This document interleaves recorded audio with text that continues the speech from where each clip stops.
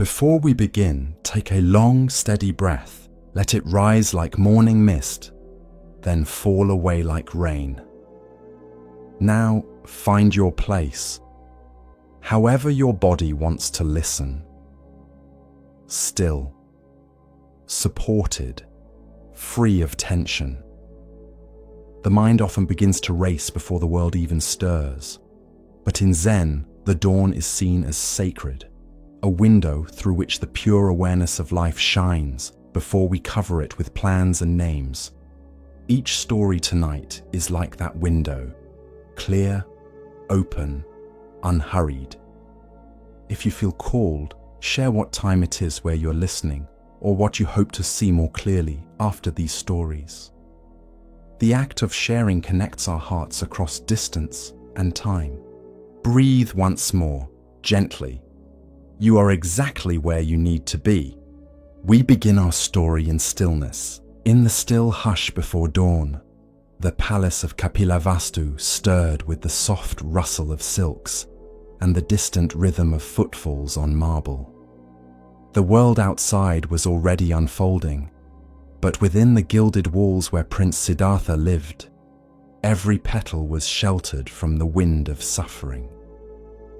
No wrinkles marred the faces of the attendants. No cries of illness echoed through the halls. No one spoke of death. His father, King Suddhodana, had ensured that his son knew only ease, beauty, and delight. The astrologers had predicted that the young prince would become either a great king or a holy man who would renounce the world. Fearing the latter, the king built a world without shadows. Flowers were changed before they wilted. Servants were chosen for their youth and radiance. Pain was not allowed to show its face. But truth, like the sun, cannot be hidden forever. And yearning, like a seed buried deep, will reach for the light even through stone. On a day shaped like any other, Siddhartha requested to ride beyond the palace gates. He was 29, cloaked in fine fabric and surrounded by careful illusions. Yet something inside him whispered of incompleteness, like a bell struck in the distance that would not stop ringing. There was a tightness in his chest he could not name, a hollowness that no feast or dance could fill. The charioteer Channa guided the prince through the streets of the city. The morning was bright, the people beautiful, the air filled with jasmine. Musicians played in courtyards, children laughed in sunbeams, all seemed perfect. But then the illusion cracked. At the edge of a quiet street, they saw a man hunched and trembling. His hair was white, his back bowed by years. His skin sagged like parchment, and his hands clutched a stick. He moved slowly, as though the air itself had thickened around him. Siddhartha leaned forward. "Channa," he asked, "what is wrong with that man?" "That is old age, my lord," Channa replied. "It comes to all who live long. The body weakens, the bones bend, the senses dull. No one escapes it." The prince stared at the man as he passed, the way he paused to catch his breath, the way his eyes seemed clouded with time. Siddhartha's hands gripped the side of the chariot. "Will this come to me?" he asked. "Yes, my lord, to you, to me, to all." Siddhartha fell silent. The first veil had lifted. The garden he had lived in was not eternal. Beneath the fragrance was decay. Beneath the music was silence. The next day, restless and inwardly stirred, he asked to go again. And again the world revealed another layer. As they turned a corner, Siddhartha saw a man collapsed by the roadside. His face was contorted in pain, his skin grey and clammy. His limbs twisted unnaturally, and he coughed as if his lungs were full of fire. "And this?" Siddhartha asked. "This is sickness, my lord," Channa said gently. "It strikes without warning. It takes the strong and lays them low. There is no rank or title that shields against it." The prince watched as a woman tried to cool the man's brow, her eyes wide with helplessness. A child clung to her skirts. Siddhartha turned away, but the image would not leave him. How many in his palace had hidden such suffering behind closed doors? How much of the world had he not seen? On the third day, the air hung heavy with heat. A solemn hush drifted through the streets. Siddhartha and Channa followed the sound of quiet chanting and saw a procession winding through the alleys. Men carried a shrouded form on a wooden bier, garlands laid across it. Behind them, mourners walked with bowed heads, incense curling in the air. "Is he asleep?" the prince asked, though he already knew. "He is dead, my lord," Channa replied. "This is the fate of all who are born." The prince felt something deep within him fracture. He watched the faces of the mourners, their grief like a tide with no shore. The man on the bier would never speak again, never eat, never laugh. All that he was had ended. And this comes to everyone. Everyone, my lord. The rich, the poor, the wise, the foolish. Siddhartha did not speak on the way back. The chariot wheels hummed against the stone, but his thoughts made no sound. The world had split open. Beneath the silks, beneath the pleasures, there was something hollow, a truth too vast to ignore. He lay awake that night, staring at the ceiling. His wife, Yasodhara, slept beside him. Their son, Rahula, breathed softly in the next room. And yet, peace evaded him. He saw the old man, the sick man, the corpse. He saw them behind every smile, beneath every ornament. He knew now that no palace could protect against time. No love could shield against loss. No beauty could outpace decay. And then, on the fourth day, they rode out once more. This time, they saw a man in saffron robes, walking barefoot along the path. His eyes were calm, his steps steady. He carried no gold, wore no jewelry. His face bore the lines of both suffering and peace.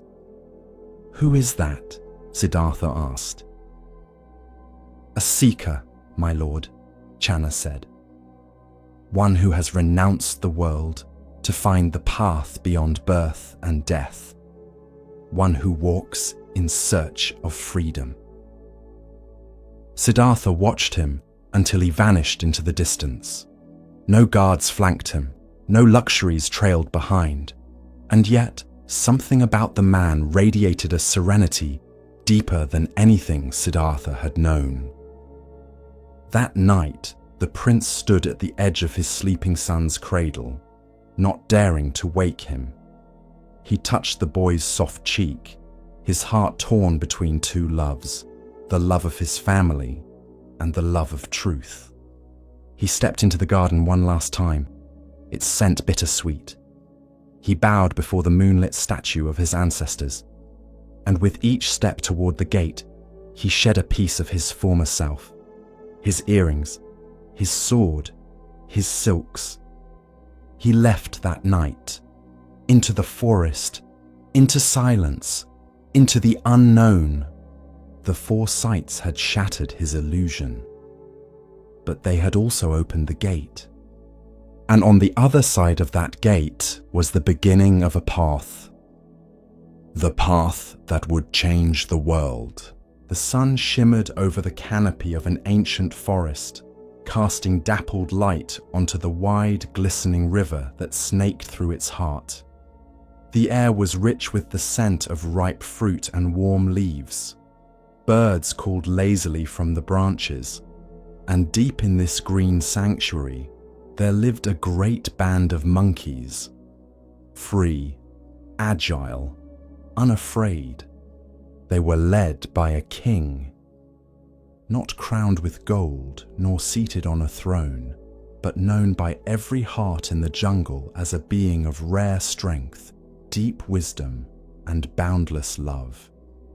He was the Buddha in a past life, and his name was whispered with reverence among the trees, Mahakapi, the great monkey king. The troop followed him not out of fear, but from trust. He chose the ripest fruit for the weakest among them. He led them across rivers in flood. He taught the young how to leap and the old how to rest. And when predators stalked the forest floor, he stood between his people and the teeth of death. But even such noble creatures cannot stay hidden from the eyes of kings. Far downstream, where the river widened and palace walls gleamed under the sun, there lived a human king. He was wealthy, powerful, and restless. One morning, while drinking sweet water from a golden cup, he bit into a mango unlike any he had tasted. Its flesh was fragrant, smooth, almost glowing. He turned to his servants, astonished. "Where did this come from?" he demanded.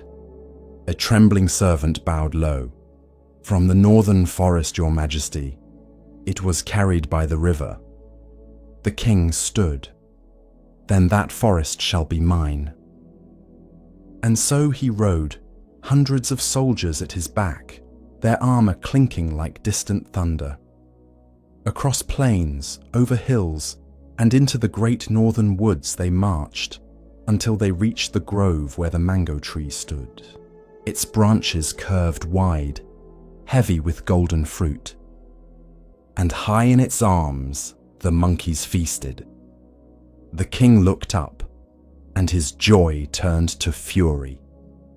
"They steal what is mine," he said. "Surround the tree. Not one escapes." His archers raised their bows. The monkeys screamed and scrambled. Some fell. Some clung to the bark, trembling. Mothers shielded their babies. The tree that had fed them now became a trap. And the monkey king, Mahakapi, watched from a distance. He saw the ring of soldiers, the drawn bows, the trembling hearts of his people, and he knew there was no way down. Unless he climbed a tall cliff beside the river. From there he could see the mango tree, the forest, the fear. He wrapped his legs around the trunk of a strong bamboo stalk, measured the distance, and leapt. Across the sky he soared, limbs outstretched, heart steady. He reached the tree, but not the ground. His body caught a branch, and he hung there, arms extended, back arched across the gulf between safety and slaughter. A living bridge. He turned his head and called out, "Go! Cross me, now!" One by one, the monkeys scrambled onto his back. They clutched his fur, their tiny hands trembling. Some hesitated, some wept, but they crossed, from danger to safety, over the back of the king who held and held and held, until the last one was gone. In the grove below, the human king had seen everything. He watched the great monkey fly, watched him cling, watched him bear the weight of an entire nation, and now he watched him fall. The monkey king's body gave out, muscles torn, spine twisted. He collapsed at the base of the tree, breath shallow, limbs crumpled like leaves after a storm. The human king approached, silent. This was not the enemy he imagined. This was not a beast. This was something else. He knelt. The monkey king opened his eyes. "You could have run," the human king whispered. "You could have saved yourself." The monkey breathed barely. But what would a king be without his people? Tears welled in the king's eyes. He had marched to conquer, to taste fruit, to claim land. But he had found something far richer: honor, selflessness, sacrifice. He turned to his soldiers. "Tend to him," he ordered. "Treat him with care." But it was too late. The Monkey King's breath slowed and then stopped. The human king built a shrine there, beneath the mango tree, not for conquest, not for glory, but for a being who had shown him what true kingship meant. And from that day on, he ruled differently. Not with fear, but with wisdom. Not with pride, but with service. He remembered the curve of that body stretched across space, the silence in which it held, the lesson it gave. Centuries later, the story would be carved into stone, painted onto temple walls, and passed from one mouth to another like a sacred fruit. Children would ask, "Is it true? Did a monkey really give his life?" And the elders would smile. "Yes," they'd say, "and in doing so, he taught the world how to live." Because sacrifice is not weakness, it is strength in its purest form. And a leader is not the one who commands the most, but the one willing to give the most, even his life, for those who trust him, for the good of all. The river was wide and still, glass-like beneath the pale morning sky. Mist hovered just above the surface, curling and drifting like breath from a sleeping world. A single heron stood motionless at the water's edge, waiting for the ripples to still. On the far bank, the Buddha walked slowly toward the shore. His robe was the color of earth after rain, simple, unstained. In his hand, he carried only his bowl, and in his eyes there was a depth that made even the wind seem to pause. The monks had already gathered beneath the Bodhi trees. Some sat cross-legged on dry leaves. Others stood in quiet reflection, watching the river. Today's teaching would not be long, nor loud, but it would be remembered. The Buddha stepped to the edge of the river and sat upon a low stone. The current moved slowly behind him, and in that quiet, he told a story. There was once a man, he said, who lived by a river much like this one. Every morning he bathed at dawn. Every evening he listened to the wind hum through the reeds. And one day, as he meditated near the shore, he saw a small boat drifting toward him. A few monks turned their heads toward the water as if expecting to see it. The boat was empty, the Buddha continued. No oars, no sail, just a simple wooden vessel carried by the current. The man smiled. There was peace in its stillness. No demands, no conversation, no self to disturb the quiet. But weeks later, the Buddha said, as he sat again near the water, another boat appeared. It drifted toward him, slow, gentle, and quiet as before. He raised his hand slowly, but this time there was a man in it. The listeners grew still, and as the boat drew closer, it veered slightly, striking the meditating man with a soft bump. The Buddha paused, and the man leapt up, furious. Some of the younger monks blinked. He shouted, the Buddha said. He scolded the other. He demanded to know why he had not steered, why he had disturbed his peace.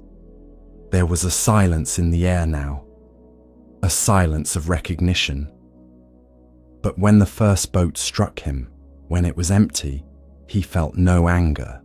There was no one to blame, no insult to receive, no self to defend. He turned toward the water. Anger arises, he said, when we see another as the cause of our suffering, when we believe we have been wronged, when the self rises to declare, "This should not have happened to me." The monks were very quiet now. "But what if we saw all boats as empty?" he asked. A breeze moved through the tall grasses. Somewhere, a bird called out once, then fell silent again. "When another insults you," the Buddha said, "they too are being carried by a current of pain, confusion, fear, conditioning. Just as the boat was moved by the river, they are moved by the winds of ignorance." He let the words settle. To shout at an empty boat, he said, is to shout at the river, to push the current with your hands, to exhaust yourself against what was never personal. A monk near the front, young, eager, lifted his gaze. His name was Tissa, and he had recently quarreled with another monk over the rules of chanting. "Blessed One," he asked, "but if someone harms us, deliberately, cruelly, is that not different than an empty boat?" The Buddha nodded. "Yes, intention matters, but even those who intend harm are caught in currents they do not fully see." He looked gently at Tissa. The man who lashes out is often protecting a wound. The woman who lies is often afraid. And when you react with anger, you are caught in your own boat, convinced it has a captain, steering by will. A senior monk, older with a weathered face and a calm demeanor, bowed slightly. "I have learned, Lord, to hold my tongue, but the self still burns inside. I smile while feeling the fire of pride, of injury." The Buddha smiled gently. "Then you have seen the fire. That is the first step." He reached down and picked up a small pebble. When a boat is struck, the water ripples, but it returns to stillness if we do not stir it further. He placed the stone down. "Do not pretend there is no fire, but do not feed it. Watch it. Know its shape. See how it arises. And know this: it does not belong to you." The river flowed steadily behind them. A real boat now passed in the distance, its oars dipping quietly, evenly. "You are not the boat," the Buddha said. "You are not the current. You are not even the river." He looked to the horizon where the morning sun had begun to rise. "You are the witness, the space through which all of it flows." A few monks closed their eyes. "To let go of the self is not to disappear," he said. "It is to stop clinging to what is not you, the story, the injury, the name Dot." He drew a shape in the sand beside him, an open circle. "When you no longer need to be right, you listen differently. When you no longer need to be seen, you observe. When you let go of I and mine, peace is not something you chase, it is what remains." That night, as the wind cooled and the scent of lotus drifted on the breeze, the monk sat beside the river. Tissa approached the elder monk he had quarreled with, bowed deeply, and said nothing. No apology, no defense, just the stillness of an empty boat. The elder bowed in return, and in that silence, something greater was restored. In the years that followed, the teaching of the empty boat would spread like a soft echo. across rivers, over mountains, into cities and quiet huts. Not as doctrine, but as insight. That much of what we suffer is born from the illusion of a fixed self. That the insult, the injustice, the anger are often just ripples in a river that does not know your name. And when you learn to see each passing vessel as empty, not meaningless but free of blame, then you too can drift more lightly. Letting go, not to vanish, but to float. Still, aware, unmoved by the waves of the world, like the Buddha that morning by the river, watching everything and holding nothing. As we continue our journey through the wisdom of Zen Buddhism, let us turn to a tale about recognition and the true nature of worth. This is the next story. In a mountainside monastery carved from stone and silence, there lived a monk known for his rage. He was not a novice, not undisciplined, not cruel, but when the fire came, it came fast, like wind through dry leaves, like lightning on still water. His name was Anjun. Years before, he had left behind a life of status and noise. A wealthy merchant's son, he had walked away from gold, from servants, from praise. He shaved his head, took the robe, entered the path, and tried to be still. But stillness did not come easily. Not for him. While other monks sat like stones in meditation, Anjun's thoughts raced. While others bowed gently in morning light, his mind bristled at small slights, careless words, slow movements. He clenched his teeth, gripped his mala beads too tightly, snapped at those who asked too many questions, and always afterward, he regretted it. One morning, a young monk accidentally spilled tea on his robes. Anjun stood. His voice rose like thunder in the sacred hall. "You call this mindfulness?" The novice bowed deeply, trembling, but the damage had been done. Silence followed, heavy and sharp. That evening, the abbot summoned Anjun. He did not scold, did not instruct. He simply handed Anjun a small, empty bowl.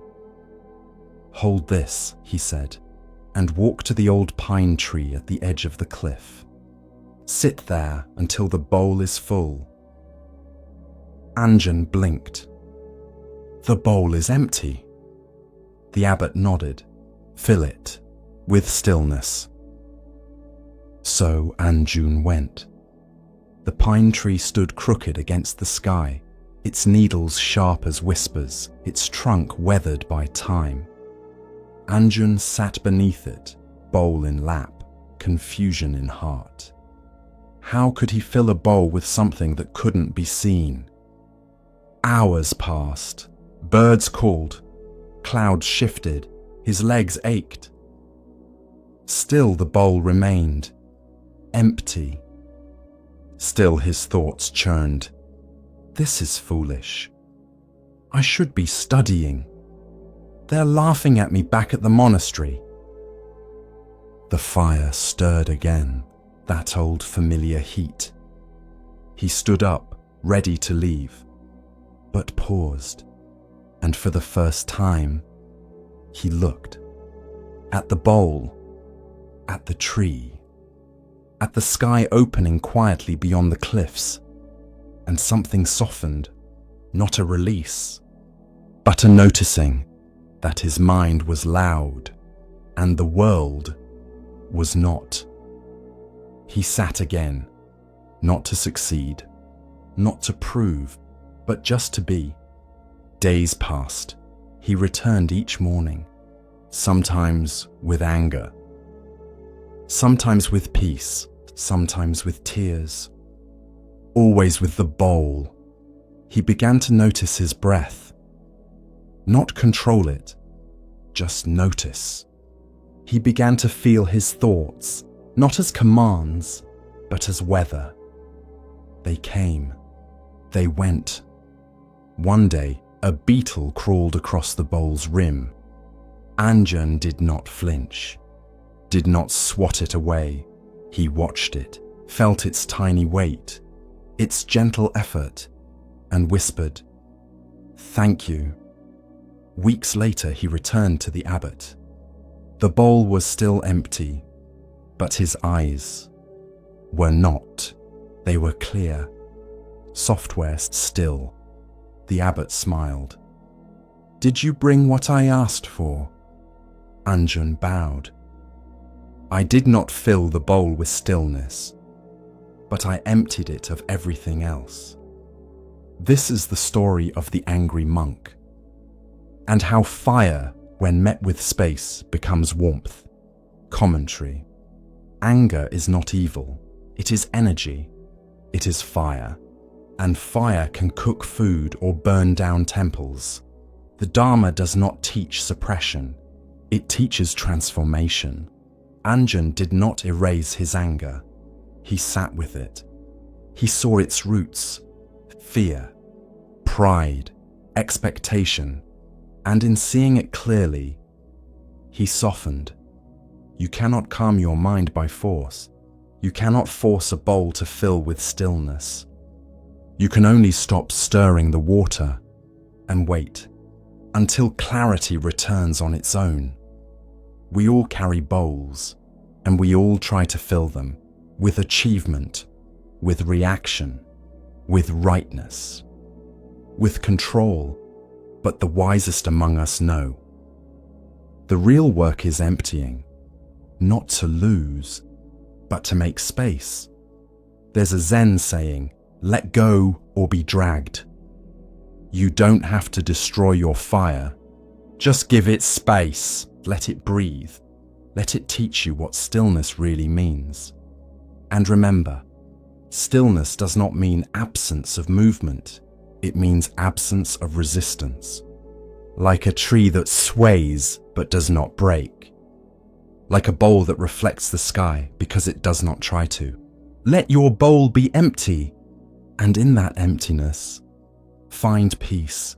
In a bustling monastery near the edge of the forest, there stood a tall wooden ladder.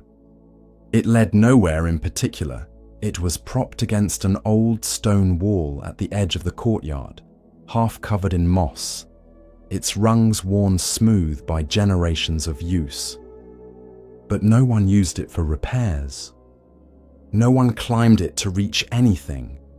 It was part of a practice, a koan in physical form, a ritual passed down from teacher to student, without ever being fully explained. Each new monk during their first week was asked to climb the ladder. No instructions, no context, just climb. Some did so eagerly.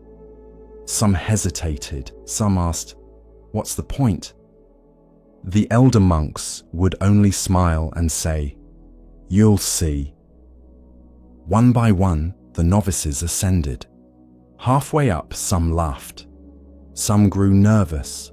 Some clung tightly and looked down, unsure why they were up there at all. And eventually they came down, some with a shrug, some with a question, some with a strange quiet in their chest. One student, clever and ambitious, asked to climb the ladder a second time. Then a third. He began to climb it every morning, faster each time. He polished the rungs, measured his speed, counted steps. Soon, he believed himself the best climber in the monastery. "Look how steady I am," he told a fellow monk. "Look how others struggle, but I've mastered it." The old teacher heard him, but said nothing. Not yet. Then one foggy morning, the student climbed the ladder again. This time he brought a small bell and rang it proudly at the top, announcing his arrival to the courtyard below. The monks turned, some with amusement, some with discomfort. The old teacher approached and said quietly, "You've climbed very high, but have you noticed there is nothing up there?" The student frowned. "I climb to improve myself," he said, "to rise above, to be better." The teacher looked at him kindly. "Then you are climbing a ladder of ego, and that ladder goes nowhere." The student froze. He looked down at the mossy stones below, at the monks who stood waiting, not judging. And in that moment, something in him cracked open. The teacher continued, "Each rung you climb thinking it makes you superior is another step away from what you truly are. Real growth does not make you taller than others. It makes you more able to kneel beside them." He descended slowly, for the first time, with no pride in his chest. Just breathe, just stillness, just a strange, welcome sense of returning to earth.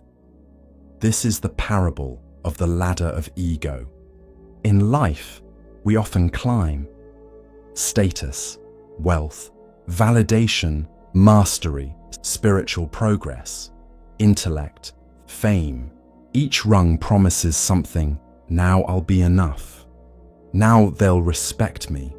Now I can rest. But at the top, we often find nothing. No summit. No answer. Just more sky. The Buddha warned of this subtle trap. The ego does not always show itself through arrogance. Sometimes it appears as spiritual pride, as goodness that separates, as quiet superiority disguised as humility. True awakening is not a climb, it is a return, a coming back to the place where there is nothing to prove, no one to impress, no summit to reach, only presence, only now. There's an old Zen story. A young man asked a master, "How long until I am enlightened?" The master replied, 10 years. "And if I try very hard?" The student asked. 20, said the master. "The harder we climb in pursuit of self, the farther we drift from what is not self. The more we grip the ladder, the more we miss the ground." Commentary: the ladder of ego is invisible, but heavy. It lives in comparison, in judgment, in the quiet belief, "I'm a little better than them." Even in spiritual practice, it whispers, "Look how mindful I am. Look how patient I've become. Look how others still struggle." But real growth is silent. It doesn't need a bell at the top. It rings quietly in the heart and says, "Let go." You may climb, yes, but ask, why? If the climb brings you closer to compassion, keep going. If it takes you farther from others, come down. Sometimes the real practice is to descend, to sit beside, to listen, to walk with, not above. In the monastery courtyard, the ladder still stands, weathered, unused, but not forgotten. Now, it serves as a reminder, not of reaching, but of returning. He was the oldest monk in the monastery. No one quite remembered when he had arrived. He had been there before the abbot, before the bell tower was built, before the bamboo grove behind the kitchen had taken root. They called him Elder Wen. His robe was patched at the sleeves, his back curved like a bowed reed, and his eyes were always smiling, like he had seen something long ago and never forgotten it. He didn't teach, not formally, but every morning he lit the incense before dawn. Every afternoon he watered the moss around the garden stones. and in the evening, he swept the meditation hall in silence, the broom moving in time with his breath. You could walk past him and miss him entirely, unless you were paying attention. Then you would feel it, that quiet radiance, like sitting near a warm lamp on a winter night. One spring, Elder Wen stopped coming to morning service. He didn't light the incense, didn't sweep, didn't bow. He stayed in his small corner room beside the main hall, lying on his straw mat with hands folded gently over his chest. He was dying. The news spread quickly. Monks whispered in the corridors. Some feared, some mourned. Some tried to distract themselves with chores. But one by one, they made their way to his room. To say goodbye, to ask for wisdom, to seek some final teaching. But Elder Wen said almost nothing. He just smiled. That same soft smile, unmoved by sorrow, unafraid of what came next.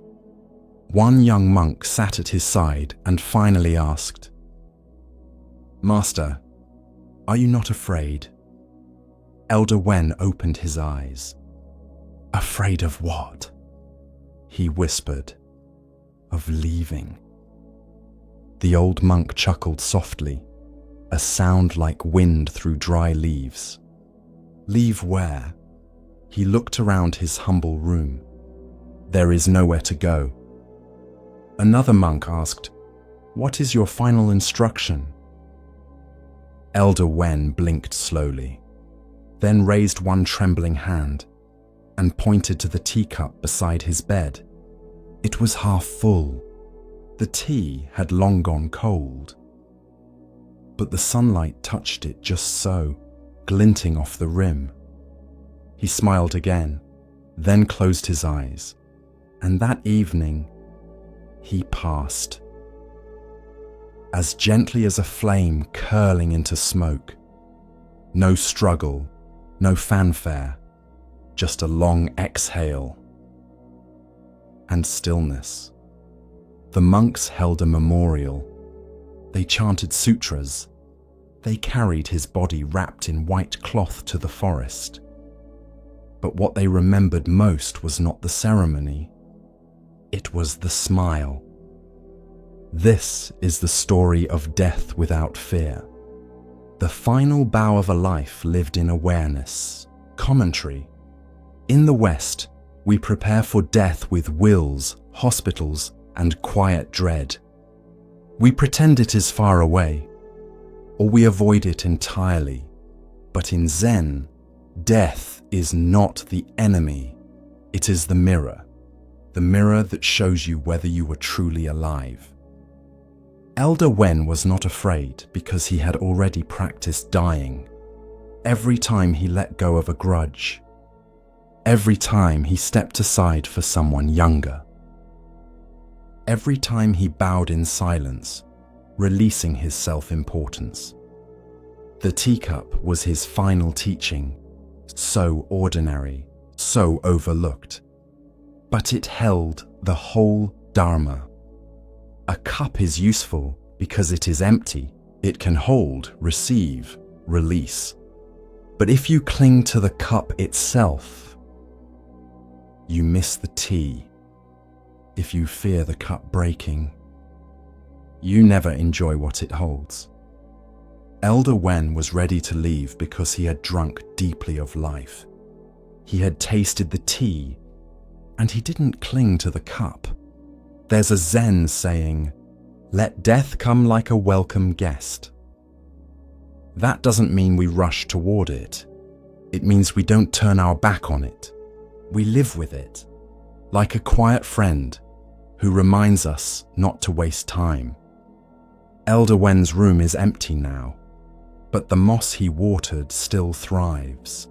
The broom still leans against the wall. The teacup still rests on the low table, cleaned and dry. And his smile lives in the memory of every monk who sat beside him and realized, Stillness is not defeat. Stillness is trust. You do not need to fear the end. You only need to live in such a way that when it comes, you can greet it with a breath and a smile. As we move deeper into the quiet teachings of Zen, we come to a story about seeing clearly and understanding true value. Listen carefully to the next story. In the 17th century, Japan was changing. Temples were quiet.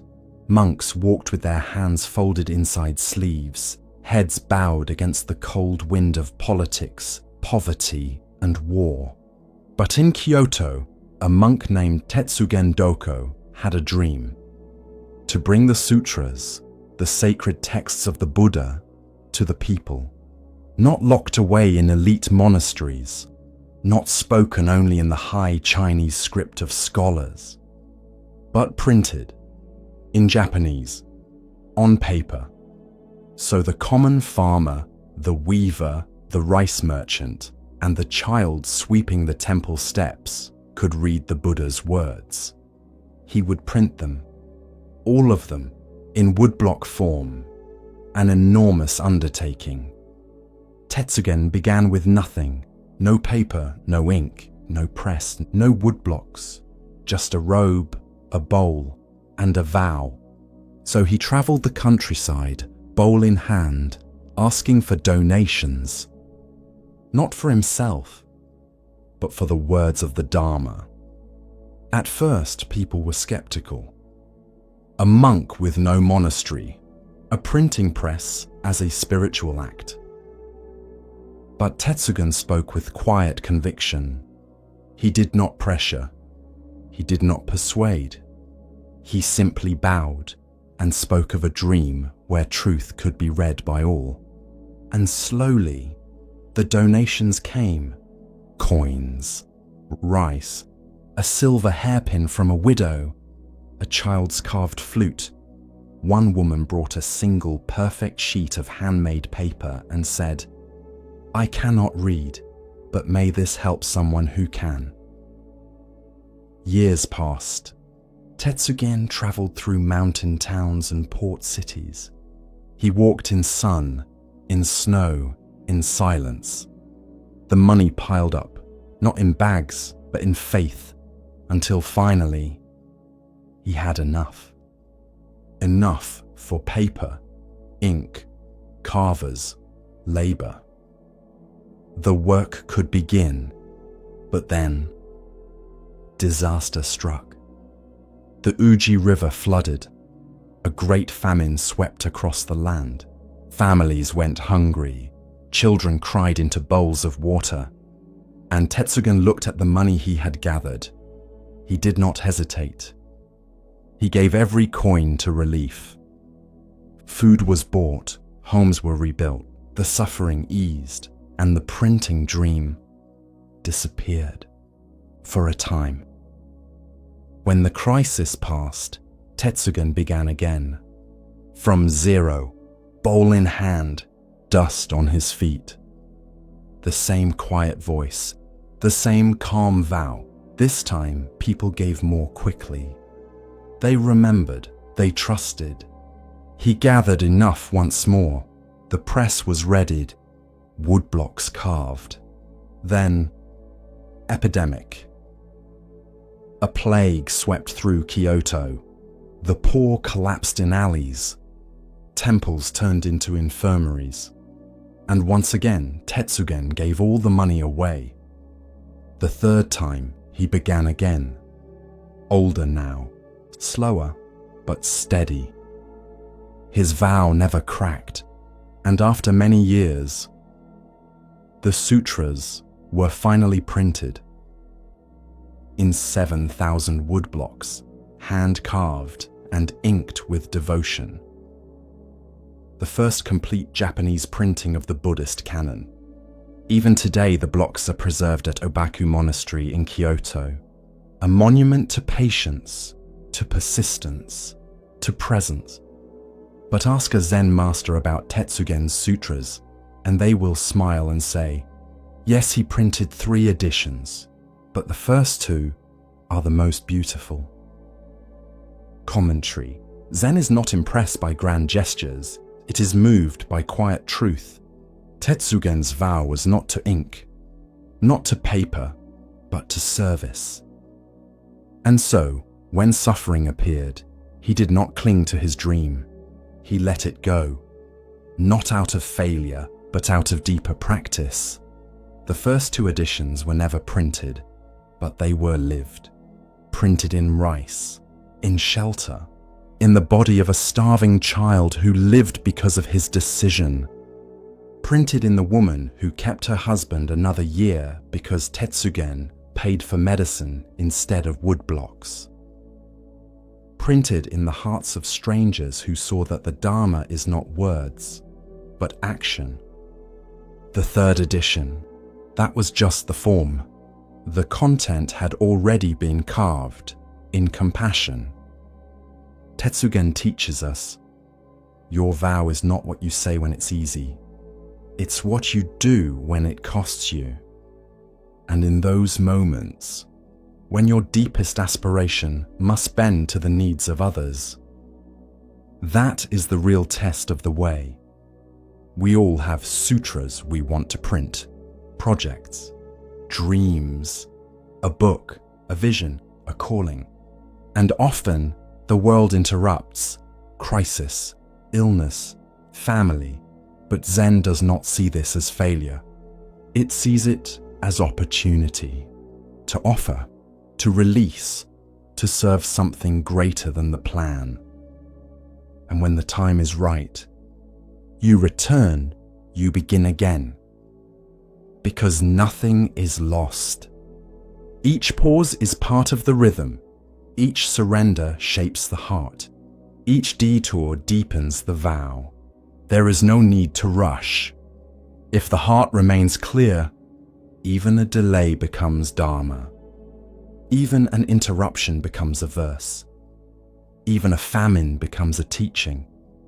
Tetsugen walked the mountains for decades, but the greatest thing he carried was patience, a faith that giving is not giving up, and that sometimes the invisible sutras are the ones that save us most.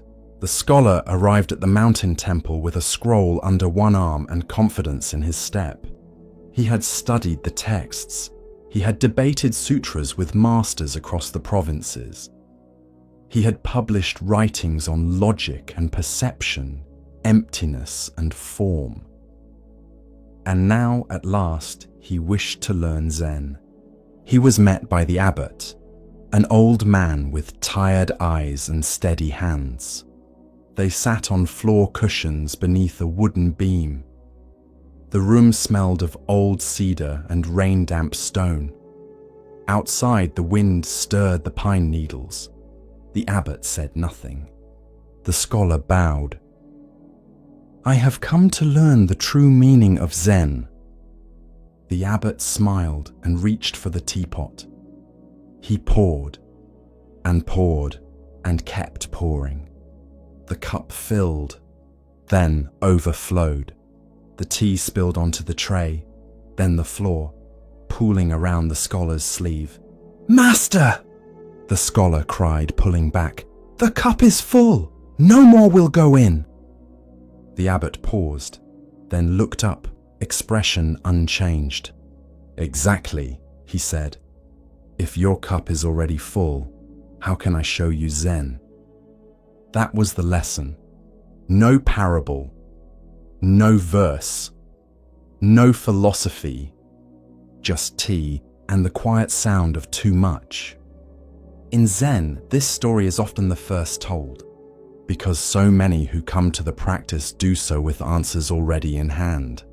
Certainties, systems, names for things that have no names. But Zen is not a path of addition.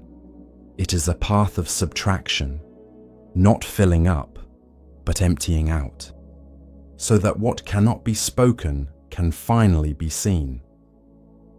Later that evening, the scholar sat alone in the courtyard. The wind had shifted. The trees swayed like old dancers in the dark. He touched the wet sleeve of his robe still stained from the spilled tea.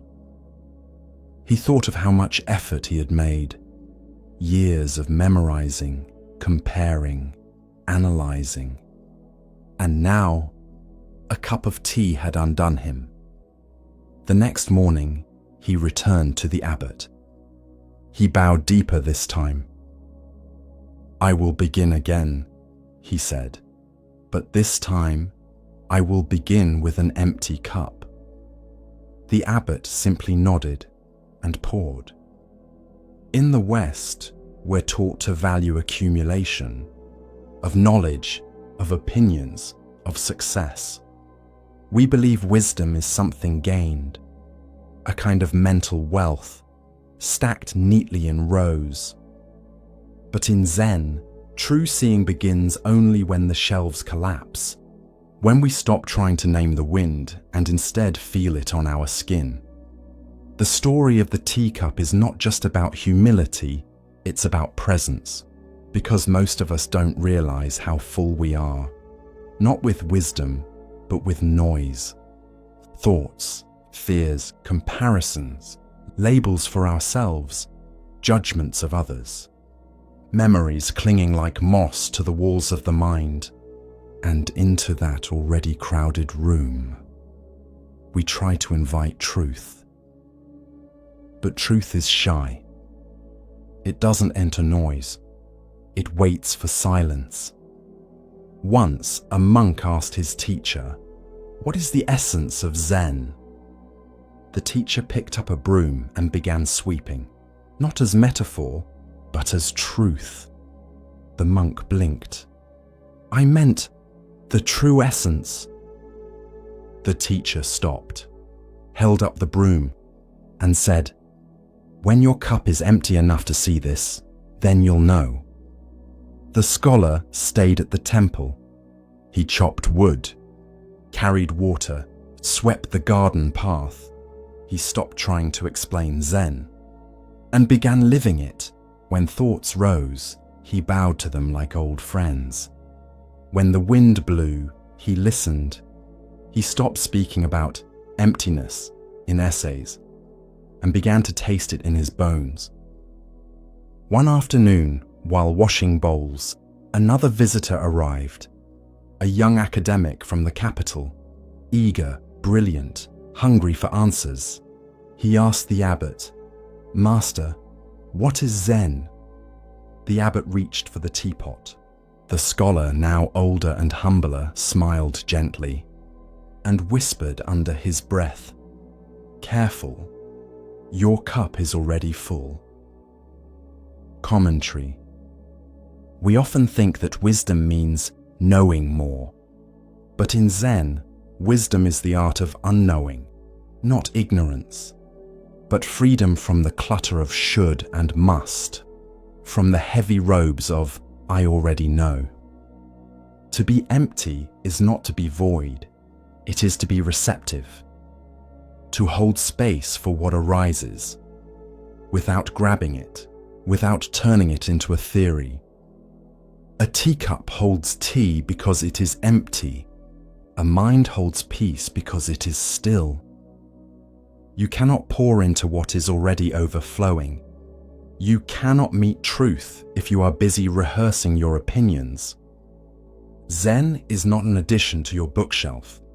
It is the moment you set the bookshelf on fire and warm your hands by the flames. There is a cup in all of us. Sometimes it's filled with pride, sometimes with fear, sometimes with knowledge we mistake for awakening.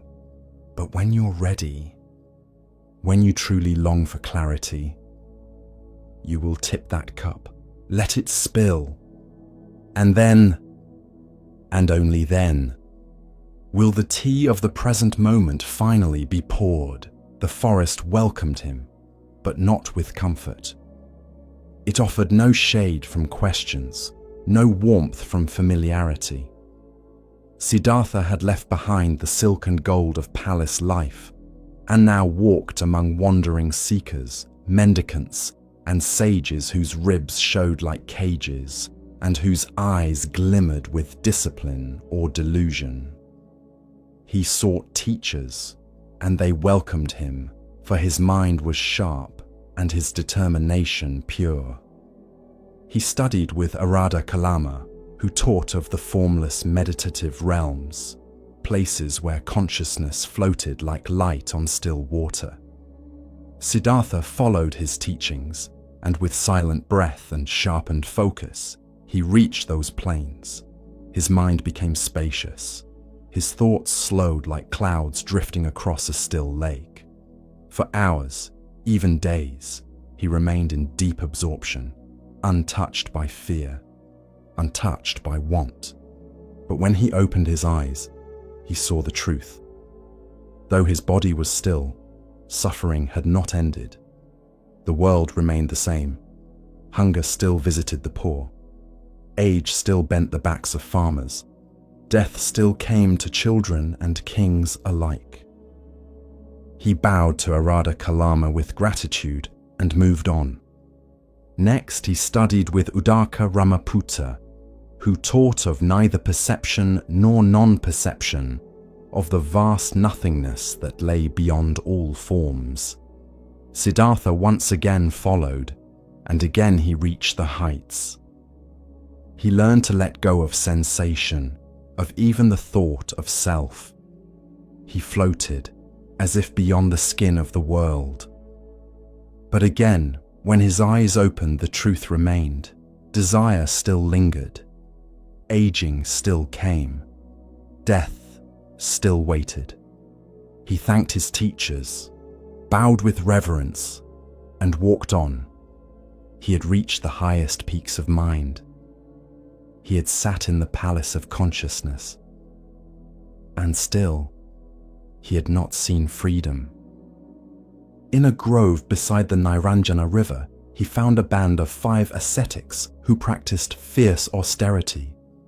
They believed that the body must be conquered by pain, that by starving it, punishing it, mastering its cravings, one could burn away desire and illusion. Siddhartha joined them. He ate but 1 grain of rice a day. He chewed each grain for long minutes until it dissolved like a breath. He slept in the open, through storm and frost, curled against the roots of trees, his robe no thicker than air. He held his breath until his vision blurred and his head rang with wind. His limbs withered. His skin clung to his bones like silk over stone. His hair fell in clumps, and birds perched near him, thinking him a branch. He listened only to silence. He welcomed pain. He thought it would purify him, but the fire of truth did not rise. He could silence the body. He could silence even the mind, but the ache remained. The ache that asked, why do we suffer? Why do we cling? What ends the endless turning of sorrow? One day, as he bathed in the river, he collapsed from weakness. The water barely reached his knees, yet his strength failed him. His vision dimmed, the world tilted. A young girl named Sujata saw him and, moved by compassion, offered him a bowl of rice milk. Her hands trembled as she knelt before him, unsure if he was a spirit or a dying man. The milk was warm, the grains soft. As it passed his lips, his body stirred, not with indulgence, but with remembrance. The body was not the enemy, nor was the world. In that moment, clarity dawned. This was not failure, this was insight. Neither indulgence in luxury, nor torment of the flesh had freed him. He had lived both extremes. He had walked both shores, and both had kept him bound. He would walk the middle way, not soft and yielding, nor rigid and cruel, not drowned in pleasure, nor crushed by pain, but steady, balanced, awake. He stood and walked back to the grove. The 5 ascetics saw the softness in his step, the color in his cheeks, and they scorned him. He has abandoned the path, they whispered. He has turned back to comfort. But Siddhartha knew better. He did not argue. He did not explain. He simply bowed and walked on. At the edge of the forest stood a great fig tree whose roots plunged deep and whose branches reached like arms toward the sky. Siddhartha looked upon it and knew, here he would sit, here he would wait. He gathered dry grass for a seat. He placed his back to the tree. He crossed his legs, rested his hands in his lap, and drew a deep, even breath. He made a vow, though my skin withers, though my bones turn to dust, I will not rise from this seat until I find the end of suffering. The sun passed. The moon rose. Birds quieted. Winds stilled. And in the silence the battle began, not with sword or shield, but with doubt and memory, fear and illusion. But that was the next story. For now he sat, still, the seeker who had tasted every path, now ready to look within. The next chapter had begun. With each step on the Zen path, a new lesson unfolds. Now we turn to a story about recognition, of self, of others, and of what truly matters. Listen carefully to the next story. In a sleek glass building downtown, an elevator rose and fell like breath. It carried suits and heels, coffee cups and clipped conversations, laptops glowing with unread messages. And in it stood Daniel. Crisp tie, polished shoes, phone always in hand. Eyes darting to the floor counter. 17, 18, 19, always up. Daniel worked in mergers and acquisitions. His days were booked in color-coded blocks. 10-minute meetings, lunches at his desk, even bathroom breaks planned with precision. He was good, efficient, respected, and completely unable to rest. The elevator was his chapel, the only place he stood still. And even then, his mind climbed faster than the floors. One day, the elevator stopped between levels. A soft jolt, a mechanical sigh, then stillness. Daniel exhaled, checked the buttons, pressed call, tapped the screen on his phone. No service. He cursed, then waited. 5 seconds, 10, a minute, no motion. Panic started to rise. Not fear of being trapped, but fear of not moving. In that silent steel box, Daniel faced the one thing he avoided: stillness. He looked around, at the brushed metal walls, at his own reflection, tight jaw, shallow breath. For the first time in months, he had no signal, no task, no escape. And slowly, something cracked. Not loudly, just a hairline fracture in the illusion. Daniel slumped slightly, loosened his tie, sat down right there on the elevator floor. He exhaled, long and low. He noticed how loud silence is when you're used to constant motion. He watched the display screen, still frozen at level 19. He chuckled. Of course, 19, almost 20. The next promotion, the next salary tier, the next version of himself. Always almost, never here. The Buddha once asked, if you carry a burden endlessly, does it grow heavier or lighter? The answer is, it becomes you, and you forget you are ever free of it. Daniel didn't move, didn't check the time, didn't plan. He just sat, and after a while, he realized he didn't miss anything. The world outside was still spinning, and yet, in here, There was space. 15 minutes passed. Then a voice came through the intercom. "Sorry about that, sir. Elevator's back online." A whir, a lurch, and the floor counter resumed its climb. But something in Daniel did not. When the doors opened at 33, he didn't step out. He pressed G, ground floor, and rode all the way back down.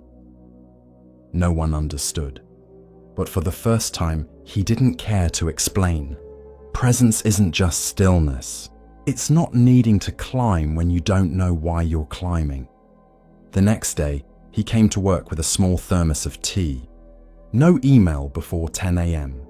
He looked co-workers in the eye, asked how they were, waited for the answer.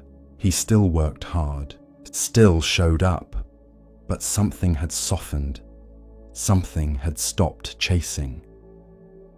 Years later, Daniel told a friend, "The best thing I ever did was get stuck." The friend raised an eyebrow. Daniel smiled. "I needed the elevator to stop, so I could finally notice. I didn't want the top floor. Climbing isn't wrong, but climbing without pause forgets the view, and sometimes the highest level is the one where you sit down and breathe." The temple's library held thousands of texts, worn scrolls, faded sutras, ink-smudged commentaries written by hands long returned to dust. Monks came to read by daylight when the sun filtered through paper screens, and the scent of old parchment warmed the air. But one monk always came at night. Her name was May. She was quiet, thoughtful, the kind who listened longer than she spoke. Each evening, after her chores were done, she would carry a single candle into the library and read until wax melted low.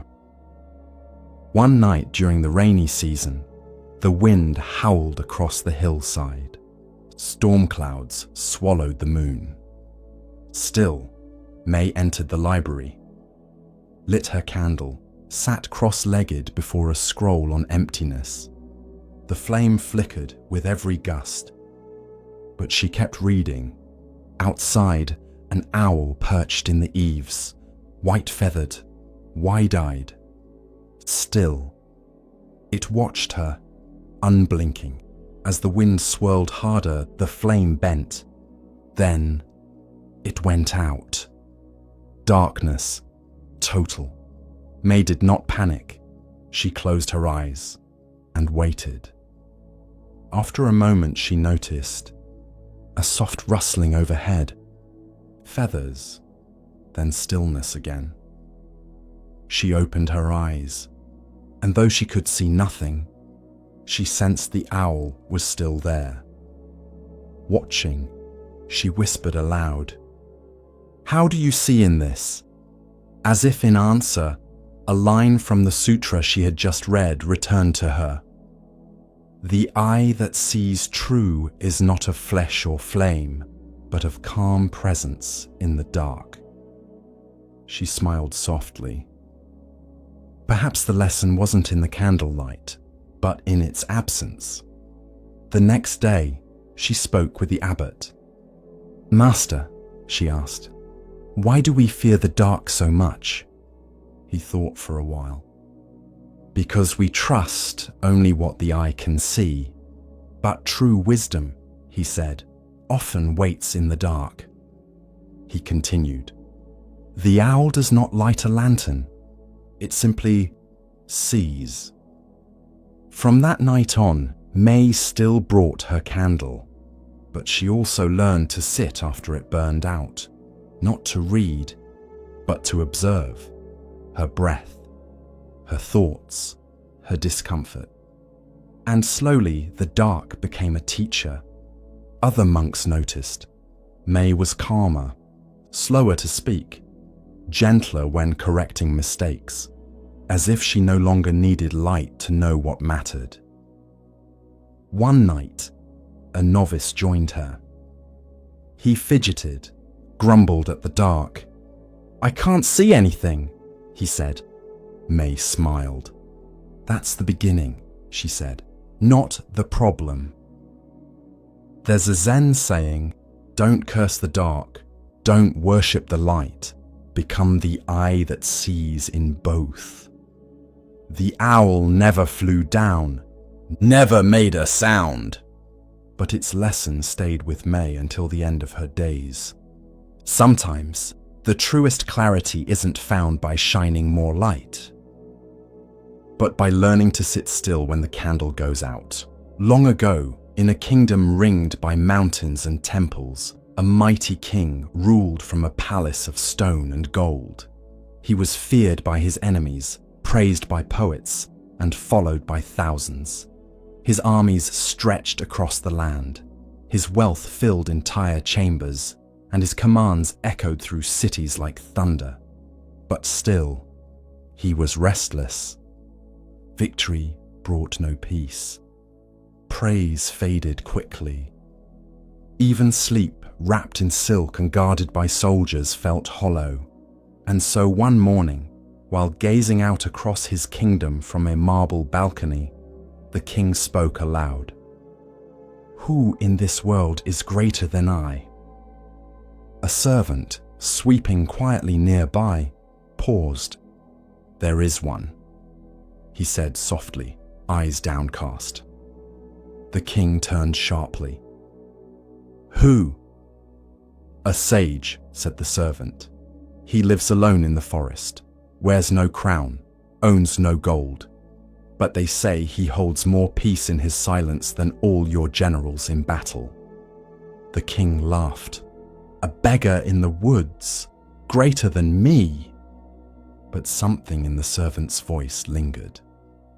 And later that night, when the court had gone quiet, the king summoned his best horse and rode out alone, disguised in simple robes, his face shadowed by the hood of a traveler.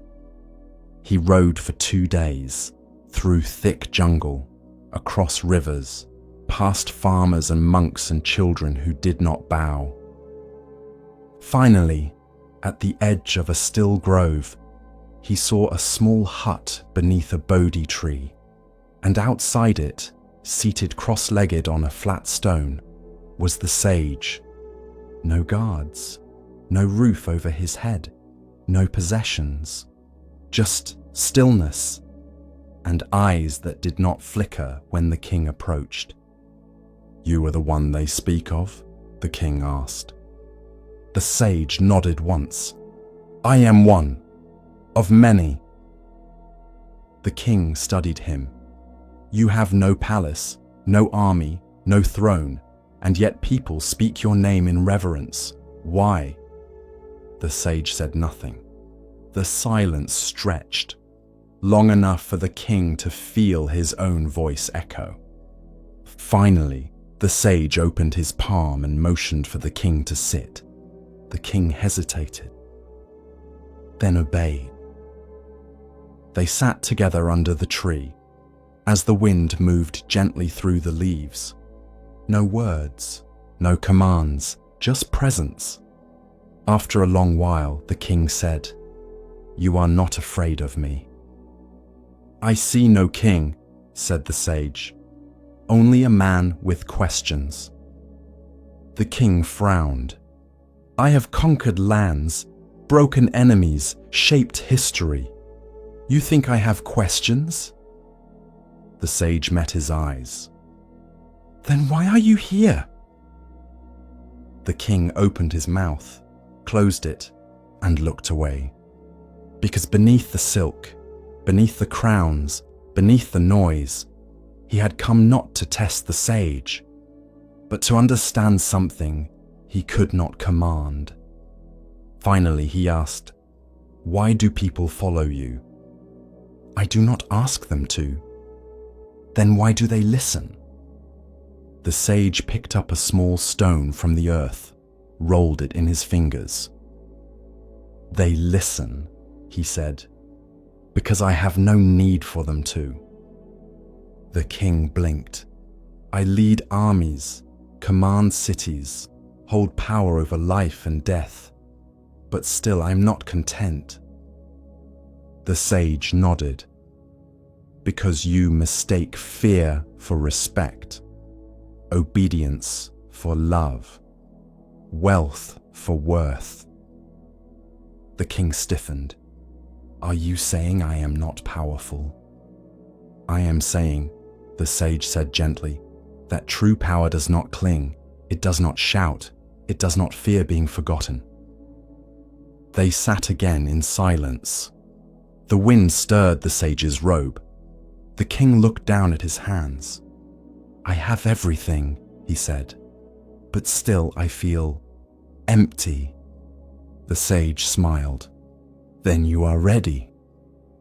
"Ready for what?" "To lead without needing to be above." That evening, the king returned to his palace. No fanfare, no declaration, but something had changed.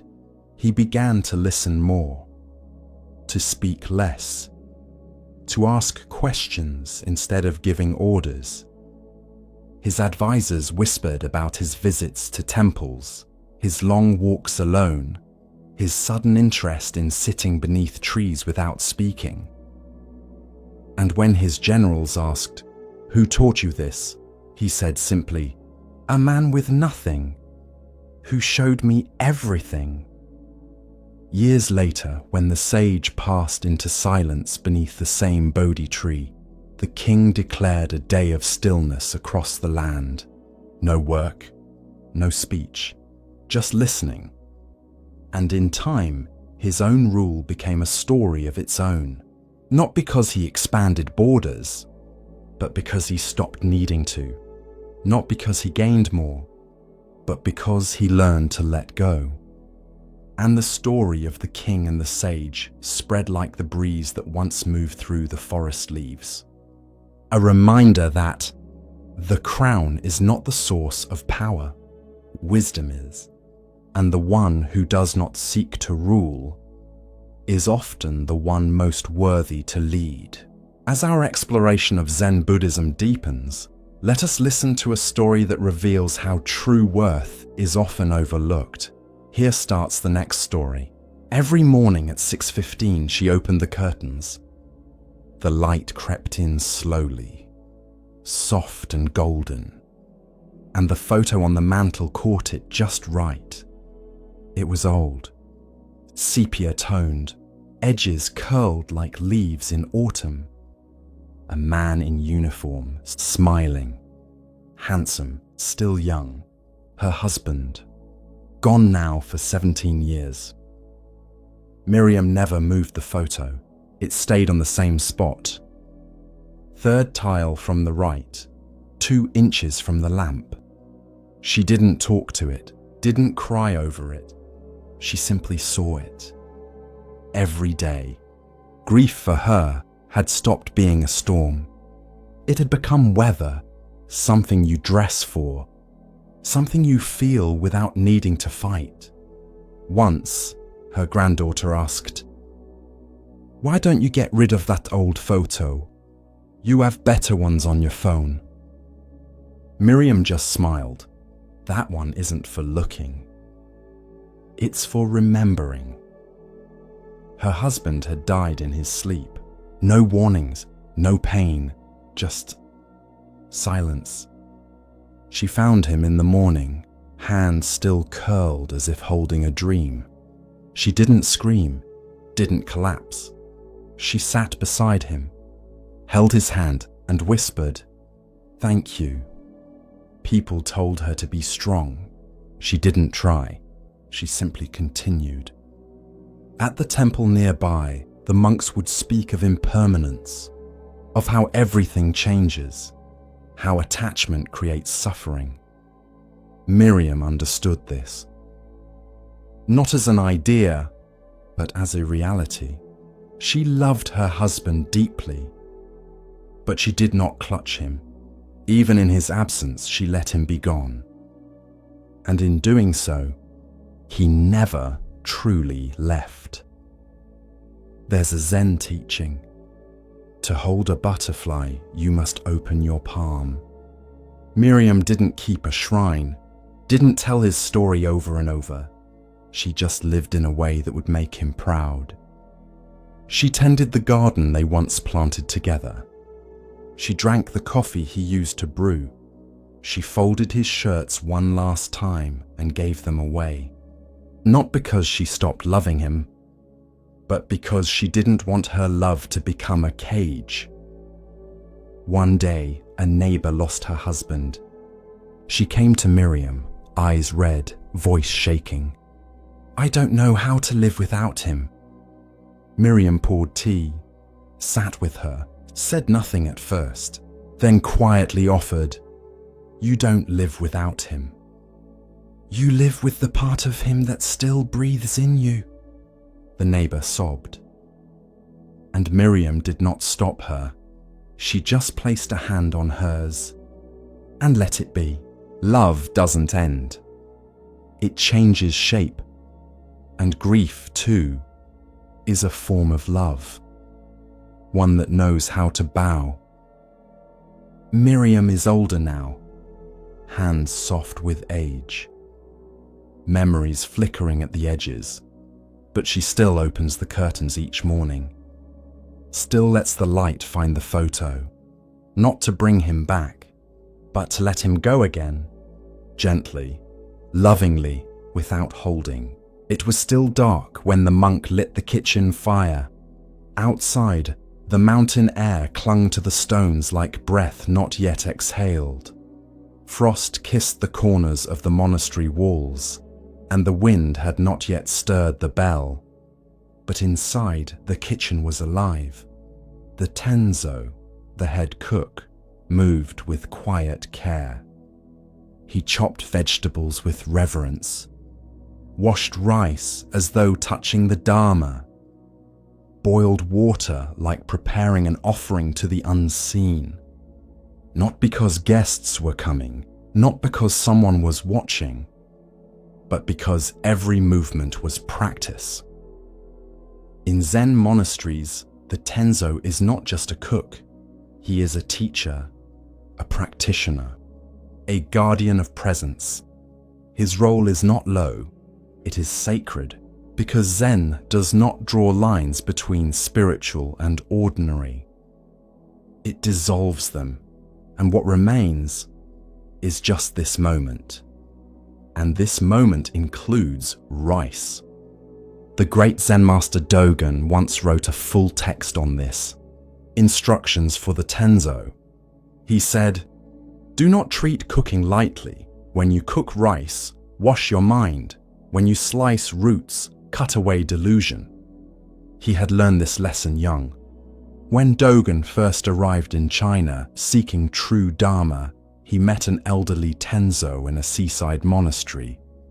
The man was in his 60s, sun-worn, with sleeves rolled and hands deep in soaking beans. Dogen bowed respectfully. "Venerable one," he said, "why do you, at your age and rank, work in the kitchen?" The old monk looked up and said, "If not me, then who? And if not now, then when?" Dogen offered to help. The Tenzo smiled. "Thank you," he said, "but this is my practice." Later that day, Dogen saw the same monk drying mushrooms in the sun. He asked, "Why not do this tomorrow? The sun will rise again." The Tenzo simply said, "I do not wait for tomorrow's sun. My life is today." And in that moment, Dogen understood something deeper than scripture. That enlightenment is not found apart from daily life, but within it, in the steam rising from a pot, in the rhythm of chopping, in the patience of stirring porridge without haste.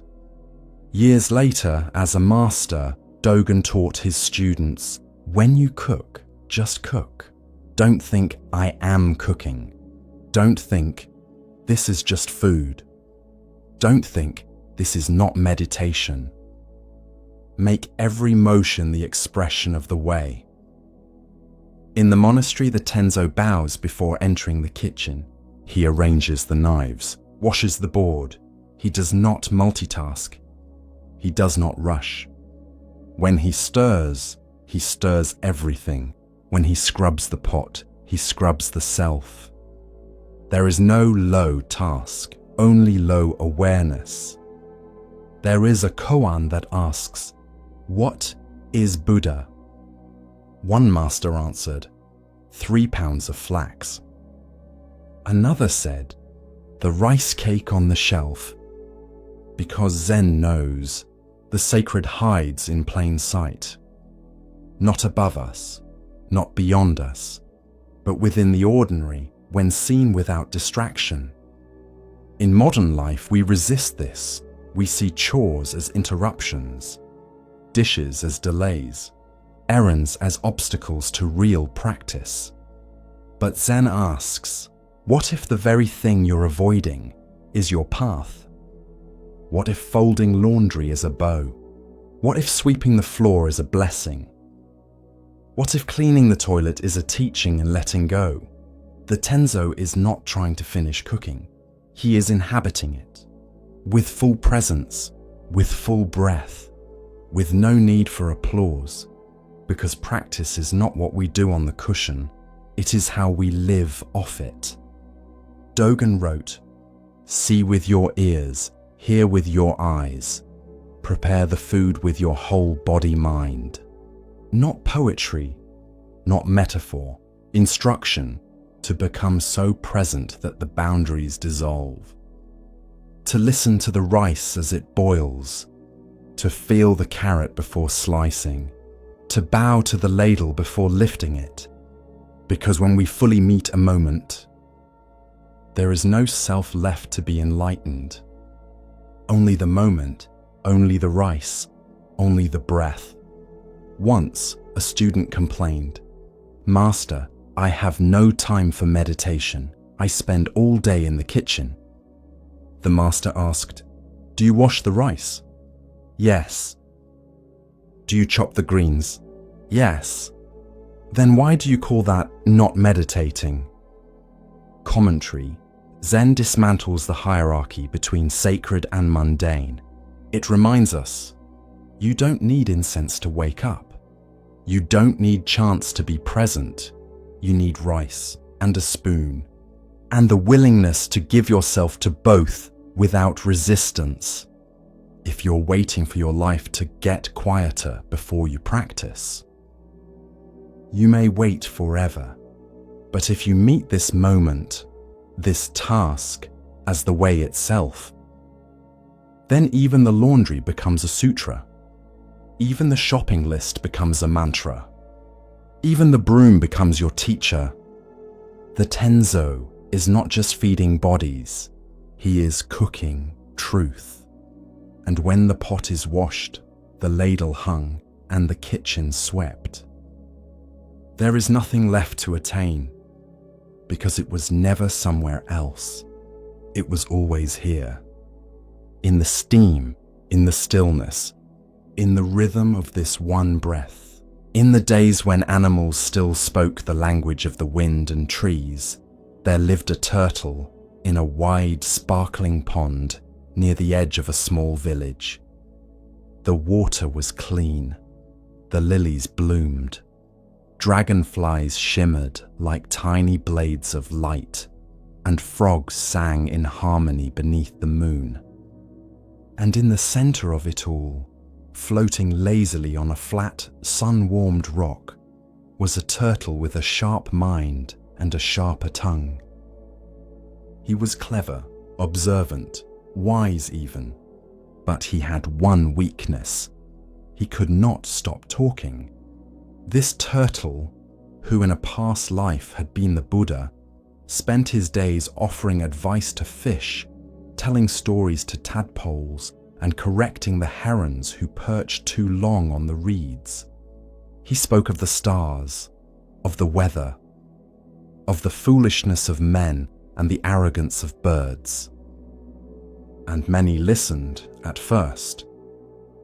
But over time, some began to swim a little farther from his rock.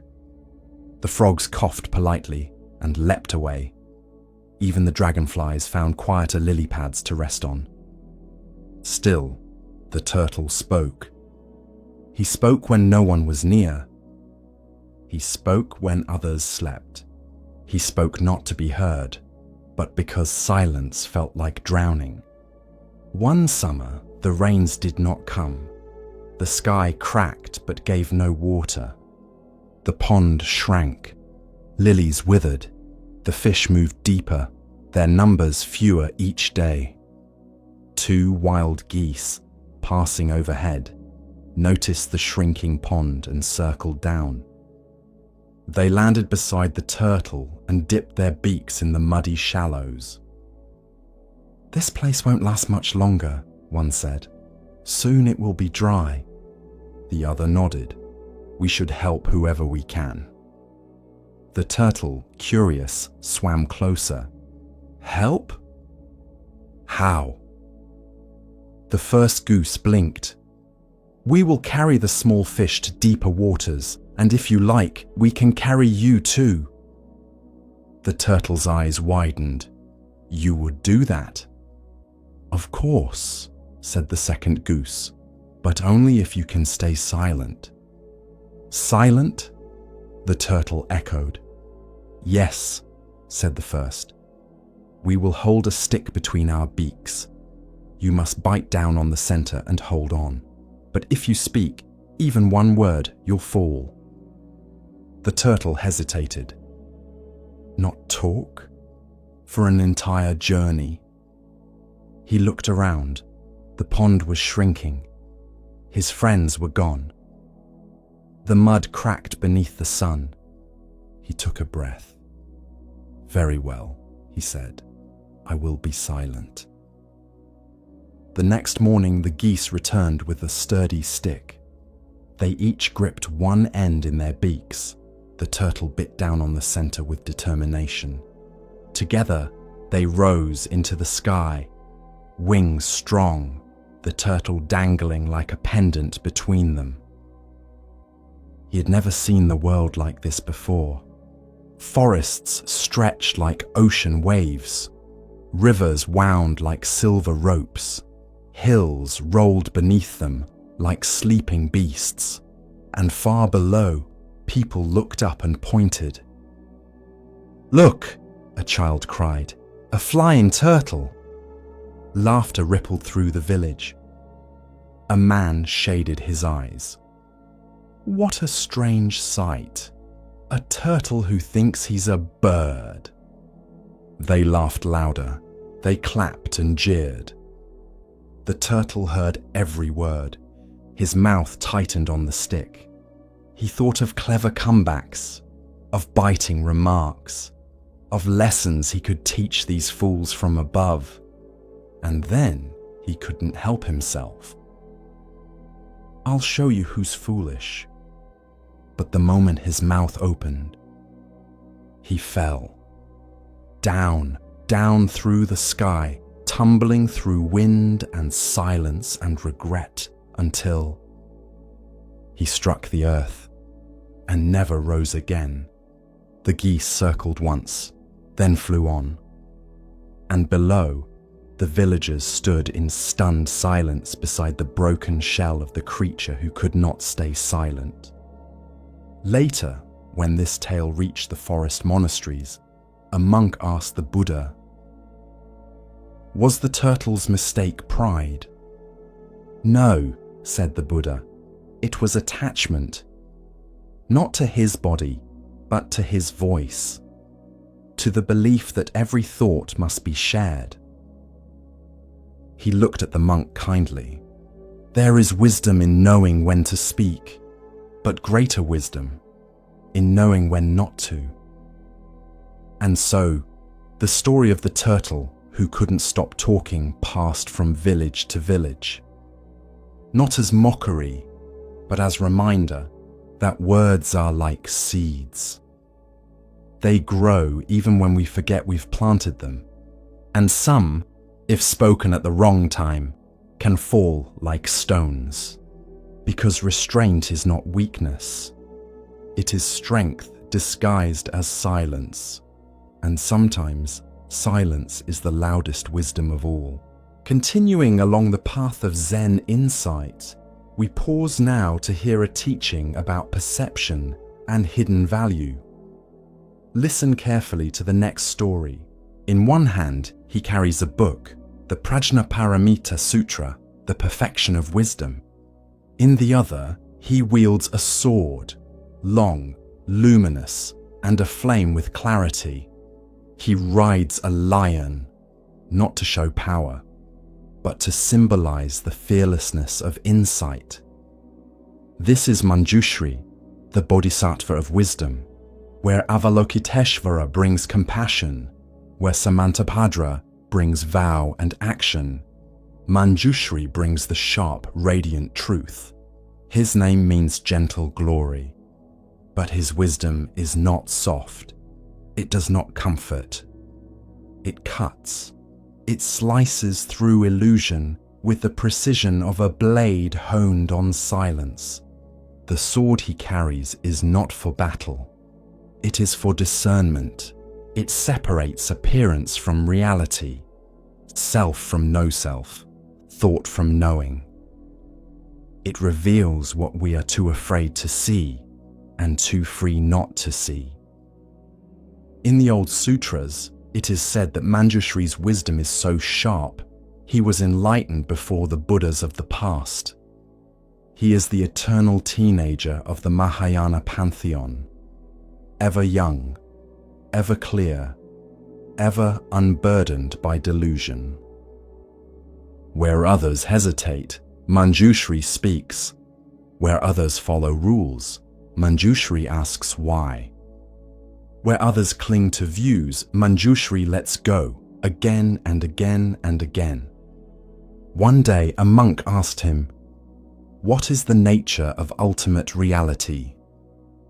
And Manjushri drew his sword in the air, then lowered it slowly, as if slicing through something invisible.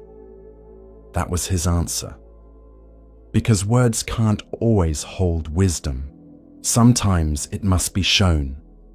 In Zen temples, the figure of Manjushri is often placed behind the Roshi's seat, not as decoration, but as a reminder that true teaching must be rooted in clarity, that every word spoken should come from a place that has already cut through ego, opinion, attachment. The teacher, like Manjushri, must see clearly before they speak. There is a famous koan. A young monk full of doctrine said to the master, "I've memorized the Heart Sutra. I understand emptiness. There is no I, no ear, no mind, no path, no attainment." The master pointed to a bowl of rice and said, "Then eat, because understanding is not the point. Living is." This is what Manjushri teaches, wisdom that is not locked in scriptures, but embodied, applied, lived. The sword is not aggressive, it is necessary to wake us, to free us, to carve away the clinging and the confusion until only truth remains.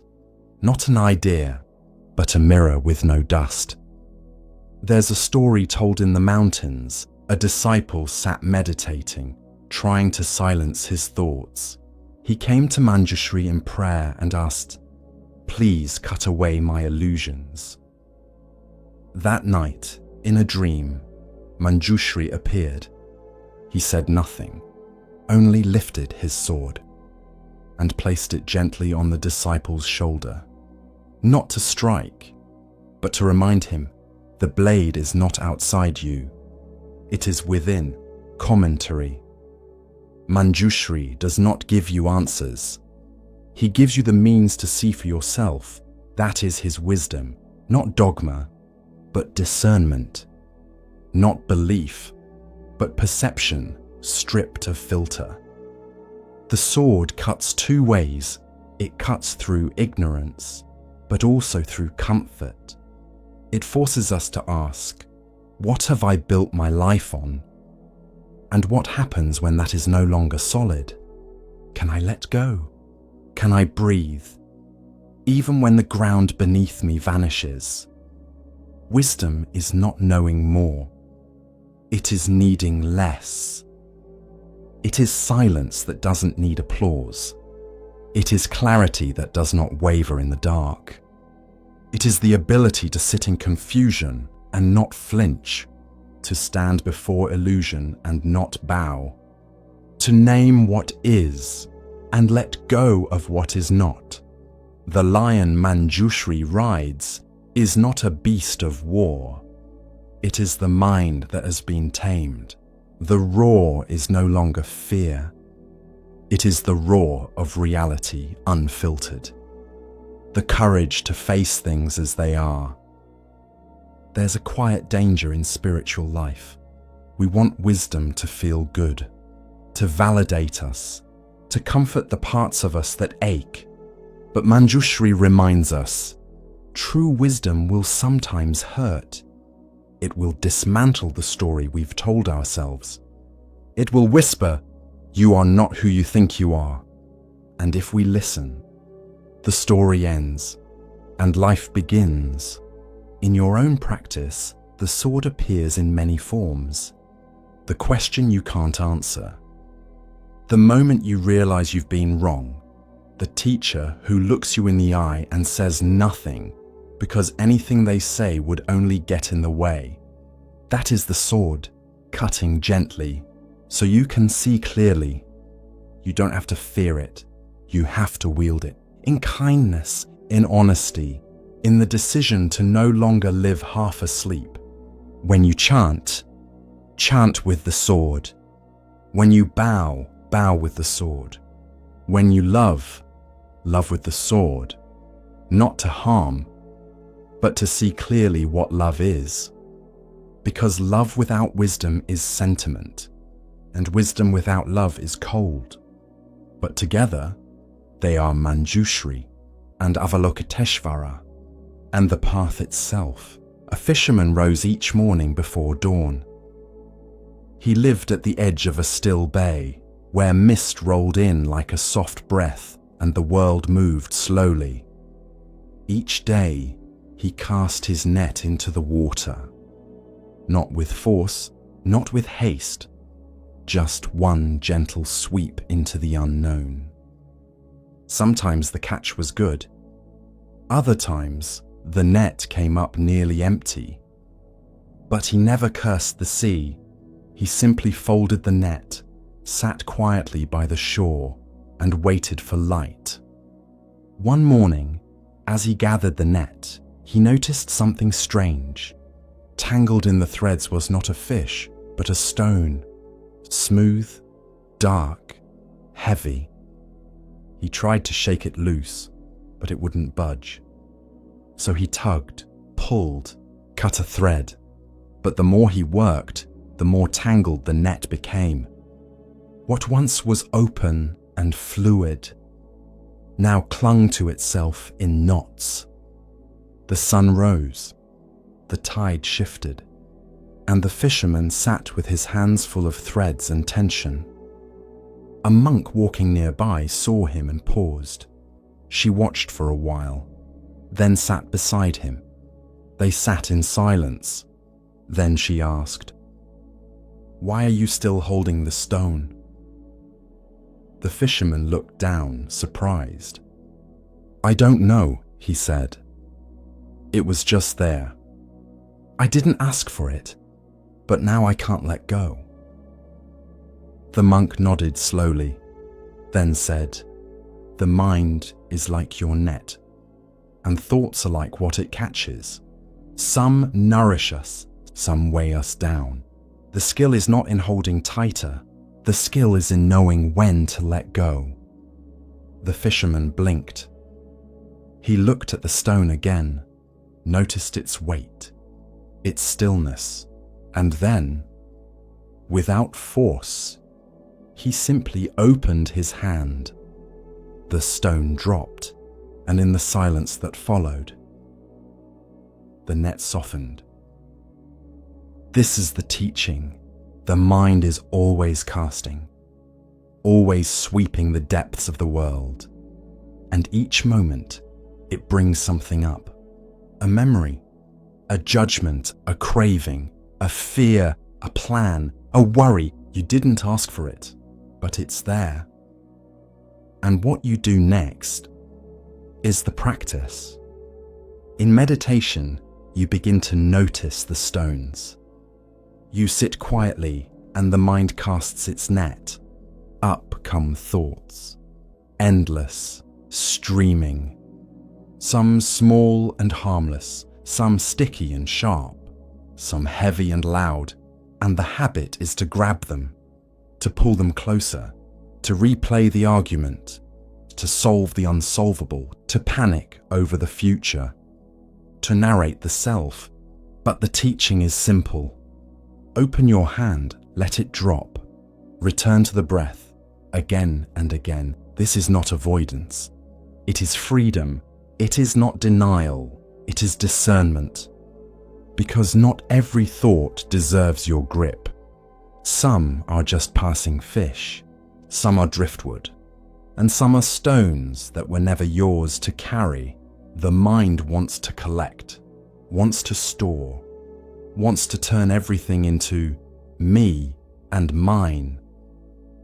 But the Dharma says, there is no need to fill your net with every thought. Let the sea give and take. Let the net remain open. Let stillness return. There is a Zen saying, let your thoughts come and go like clouds in the sky. Do not hold on to any of them. And another, you cannot stop the waves, but you can learn to surf. The fisherman became a student of this practice. He still rose early, still cast his net, but he no longer feared the weight of unwanted things. He had learned to pause, to breathe, to release. One day, another fisherman asked him, "Why do you never struggle anymore?" And he replied, "Because I stopped thinking the stone had to be mine." Commentary. The mind is a marvel, but also a trickster. It offers thoughts like a street vendor offering wares. Here, it says, worry about this. Remember this insult. Fear this loss. Fix this person. Solve this world. You don't need to buy everything it sells. You can say, "Not today," and return to the silence underneath.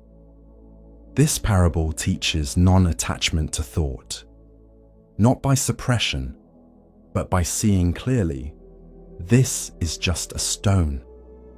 It came up in my net, and now I let it go. Sometimes you'll catch a golden truth, a loving memory, a calm realization. Hold it gently and let it go too, because even beauty becomes burden when clutched too long. In the end, all thoughts pass, like tides, like clouds, like weather across the sky of mind. You are not the net. You are not the catch. You are the sea and the stillness beneath. In the heart of the city of Vaishali, not far from the clamour of markets and the perfume of jasmine, there lived a man unlike any other. He was wealthy, yes. His robes dyed in saffron and silk. His estate wide as a lake. He was respected, known to governors and scholars alike. He was a householder, a father, a merchant. But more than that, he was awake. His name was Vimalakirti. Unlike the monks, he did not wear simple robes. Unlike the ascetics, he did not live in the forest.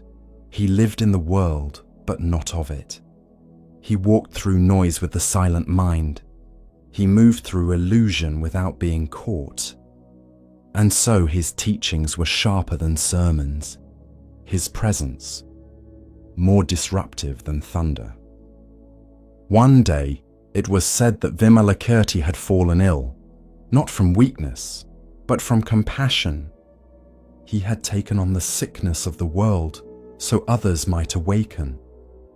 Word reached the Buddha and his disciples, so the Buddha asked, "Who will go and visit the ailing Vimalakirti?" One by one, the great disciples declined.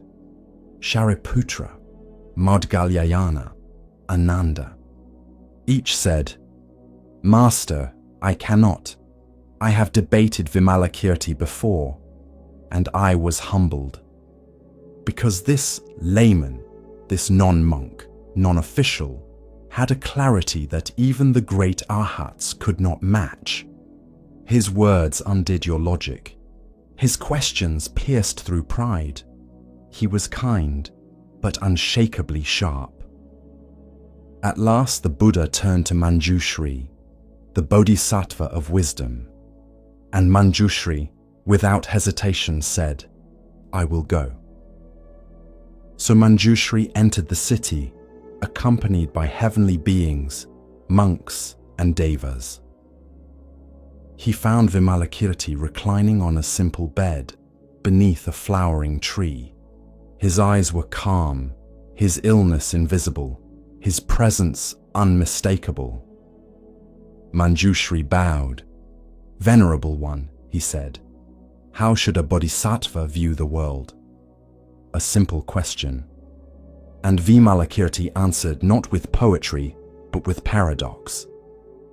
A bodhisattva views the world as a magician views an illusion, as a dream, as a mirage, as a bubble on water.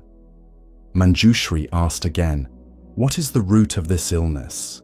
Vimalakirti replied, "The root of my sickness is the sickness of all beings. When they are healed, I will be healed too." And then he began to teach, not with lectures, but with reversals. He said a bodhisattva must live in the world without being trapped by it, must speak without attachment to words, must enter duality in order to transcend it. His home became a Dharma hall, his bed a throne of emptiness. Then came the final deepest question.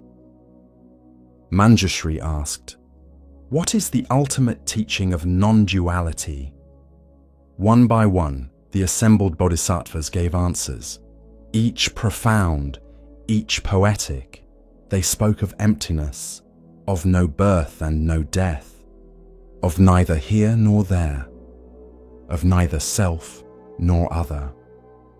Each spoke in turn, until all had spoken. Then they turned to Vimalakirti and asked, "What is your answer?" Vimalakirti looked at them, smiled, and said, "Nothing." He remained completely silent. No gesture, no word, just presence. And in that moment, the hall fell still. Even the wind paused at the edge of the window. And the bodhisattvas understood, because that, his silence, was the answer. Beyond yes and no, beyond concepts, beyond even the word beyond. Only direct knowing, unspoken and complete. Commentary. The Vimalakirti Sutra is not just a scripture, it is a mirror, held up to the part of us that clings to roles, to robes, to rank, to rhetoric. It reminds us, wisdom is not a matter of appearance, and truth is not always spoken. Vimalakirti was not a monk, but he understood Dharma more deeply than most. He owned property, but was not owned by it. He lived among crowds, but dwelled in emptiness. He used language, but was not trapped by it. And when the time came to speak of non-duality, he let silence do the speaking. Sometimes, silence is escape. But sometimes, it is clarity.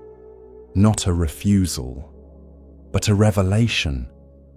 A silence so full, it says everything. There's a Zen saying, when the mouth is closed, the Dharma speaks most clearly.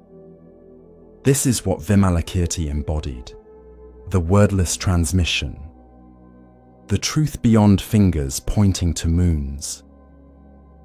In our world, we often rush to speak, to fill the space, to define, to prove.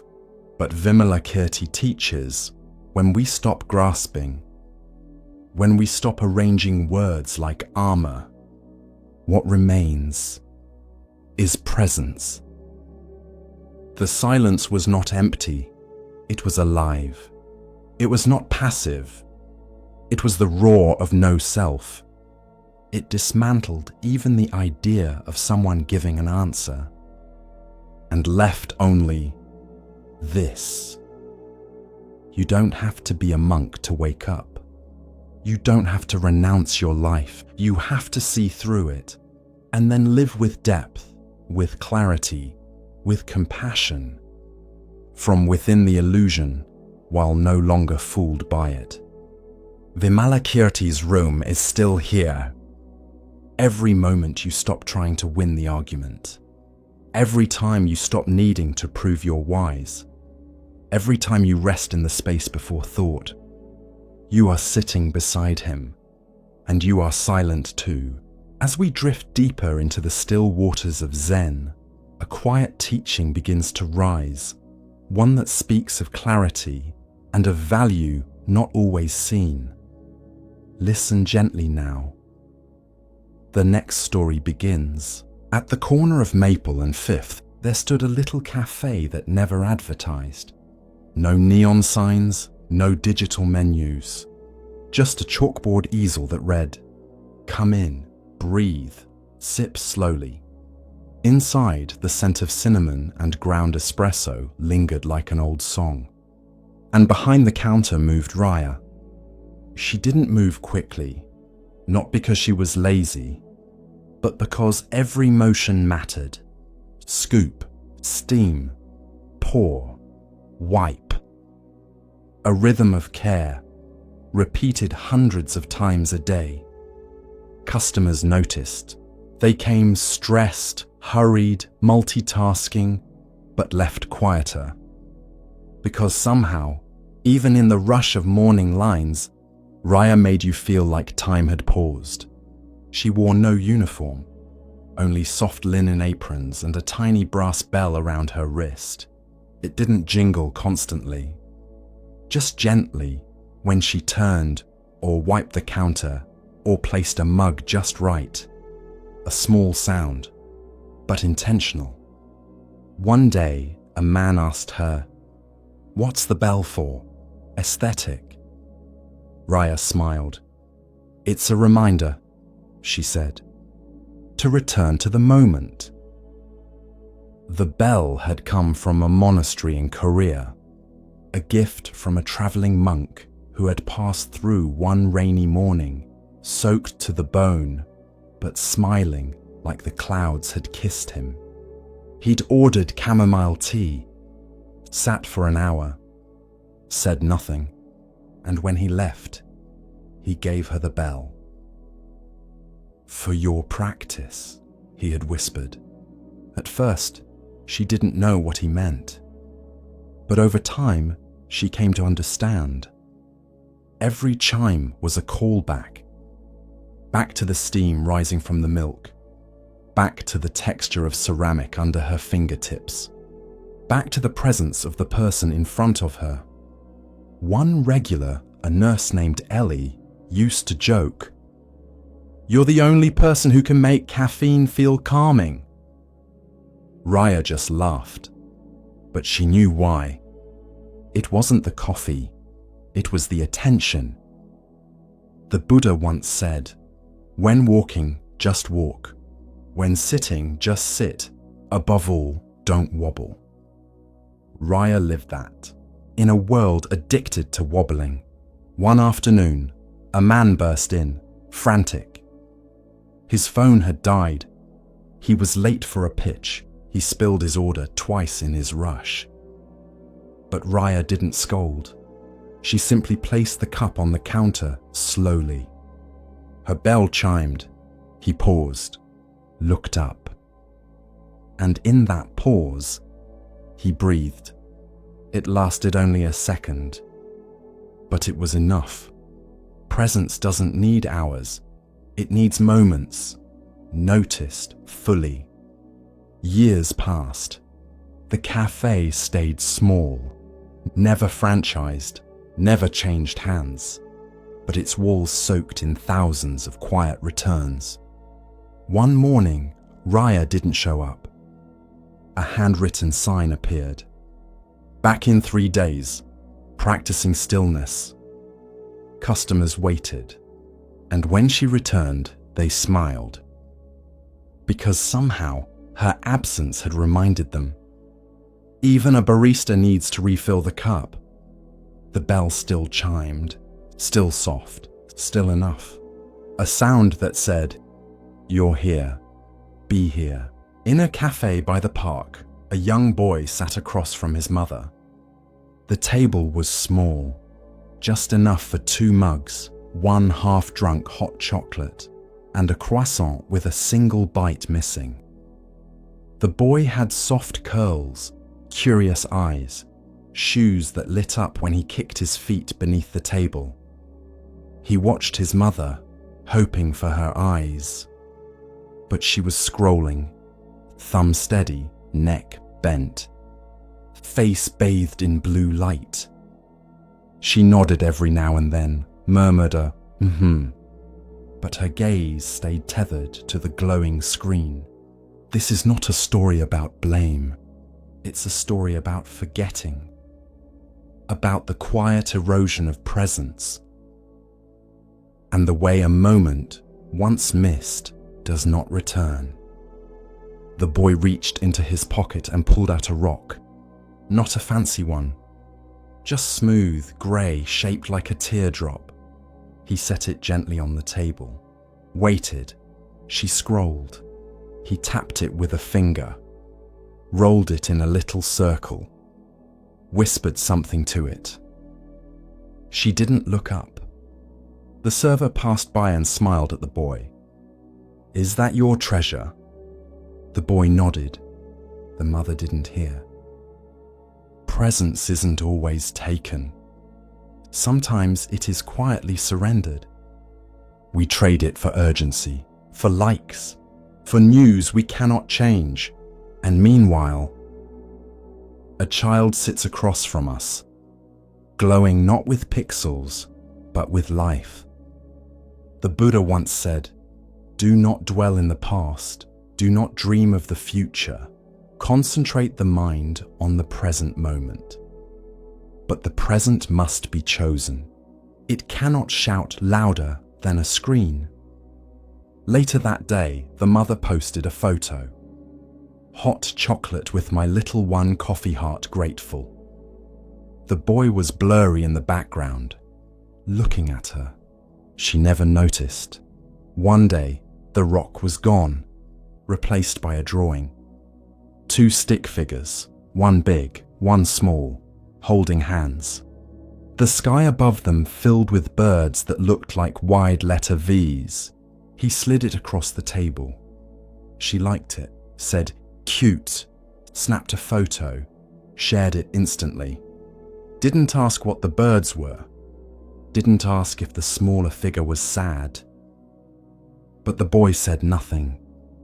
Children know how to speak through absence. Presence is not just being near. It is attention.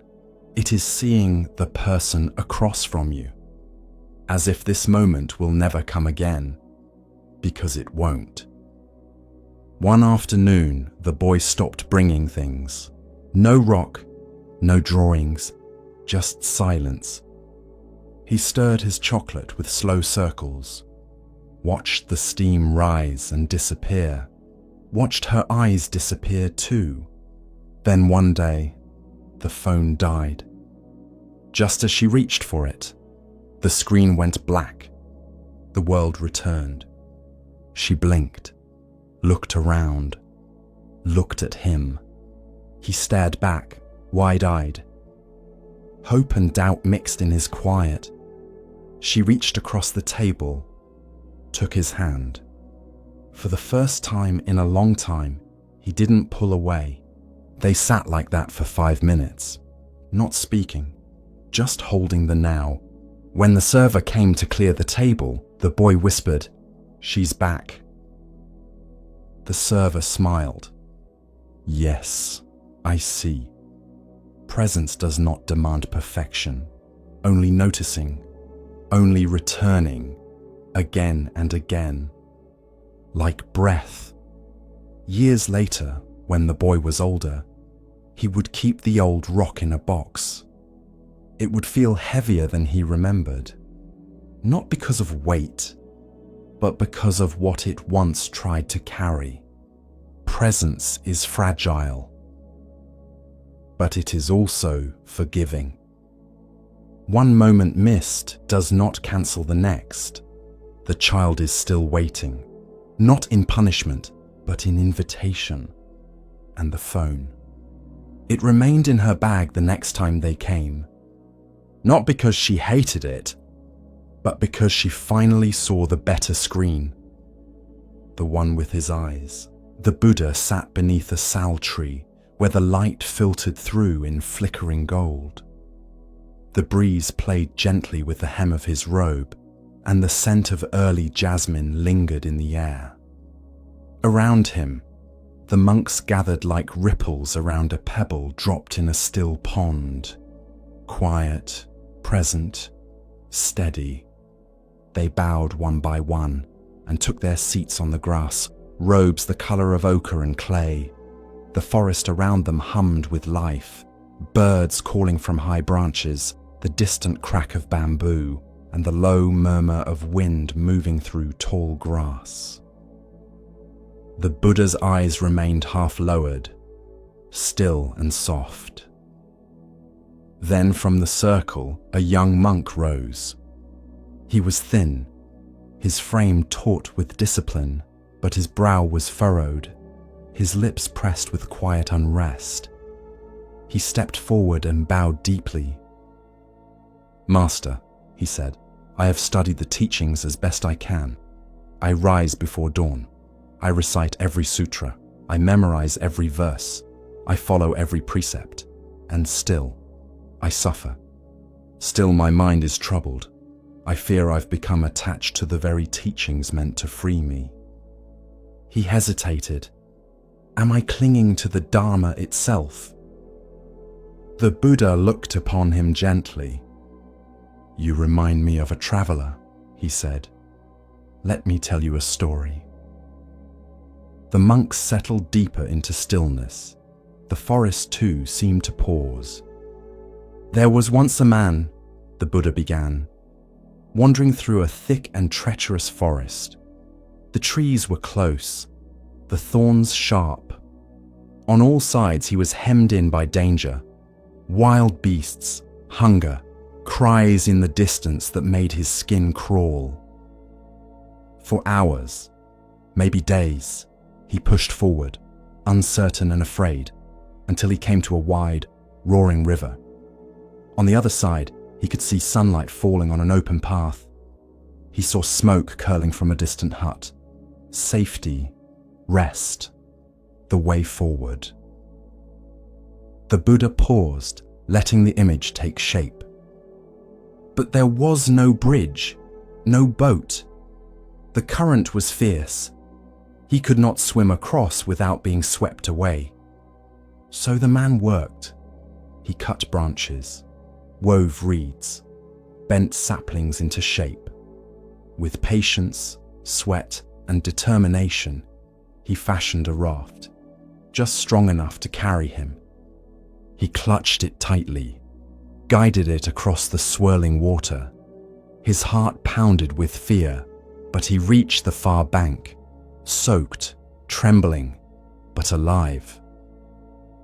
The Buddha's eyes swept slowly across the circle of monks. "Now imagine," he continued, "that once on land, the man looked at the raft and said, This has saved me. This is precious. I will carry it with me always. And so he lifted it onto his shoulders and continued his journey, the heavy wood digging into his back, slowing his steps, wearing him down. A faint rustle of recognition moved through the group. Would that make sense? The Buddha asked. The monks shook their heads. Of course not, the Buddha said. The raft served its purpose. It brought him across. To carry it afterward, to cling to it, would only bring suffering. He turned to the young monk. So too with the Dharma. The monk blinked, uncertain. But the teachings are sacred, he said. Aren't they to be kept close? Aren't they the source of liberation? The Buddha nodded. They are sacred, but sacred does not mean permanent. The Dharma is not a cage. It is not a burden to be shouldered forever. It is a tool, a raft, a means to cross the river of confusion and craving. Once you have crossed, you need not drag the boat behind you. Another monk raised his hand. Master, he asked softly, what if one forgets or finds themselves back at the river? Then rebuild the raft, said the Buddha. Relearn, begin again, but never mistake the raft for the shore. The Dharma is not the destination, it is the guide. A hush followed, filled only by the hush of the wind and the rhythmic clicking of cicadas. Later that evening, as the sun descended behind the line of trees and turned the sky to a warm, bruised lavender, the monks returned to their huts, some with new questions, others with lighter hearts. But the young monk lingered.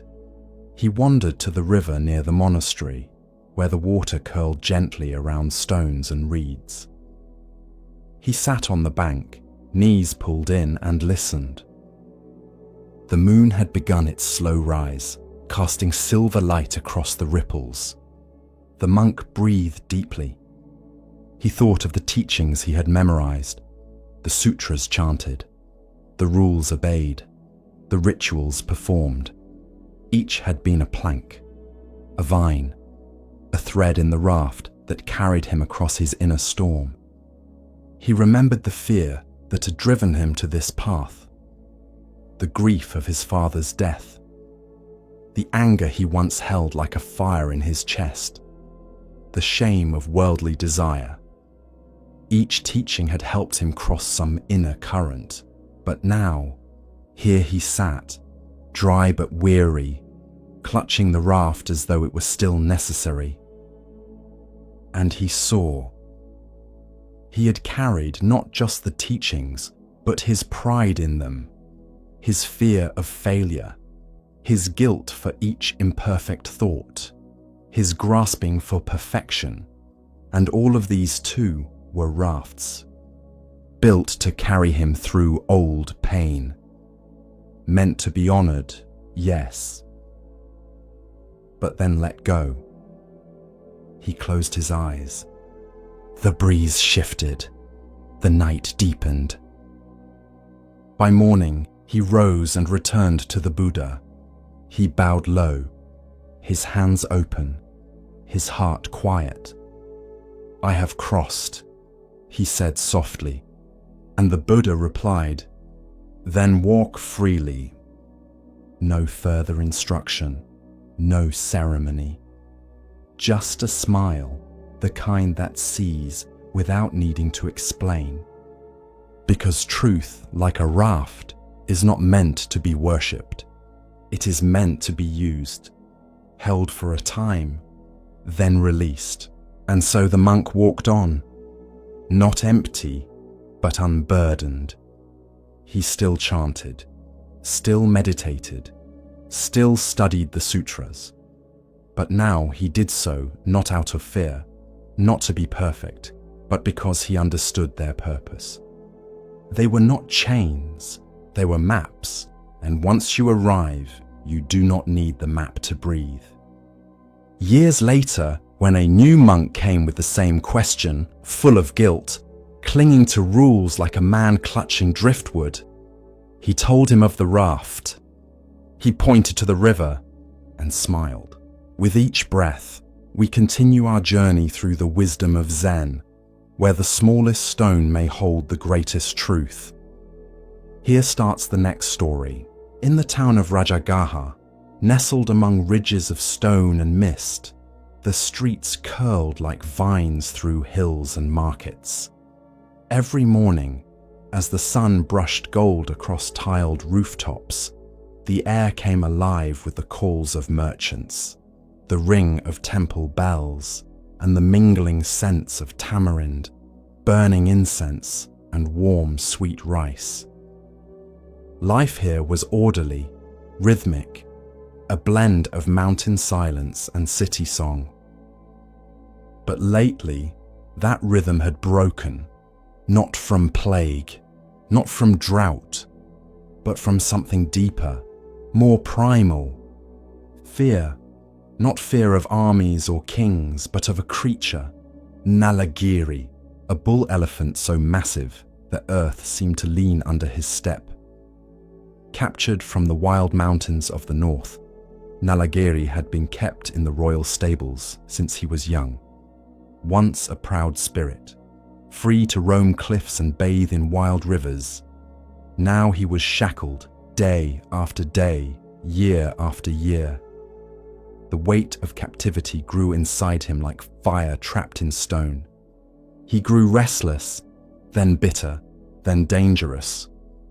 Stable boys quit, guards were replaced, chains grew thicker.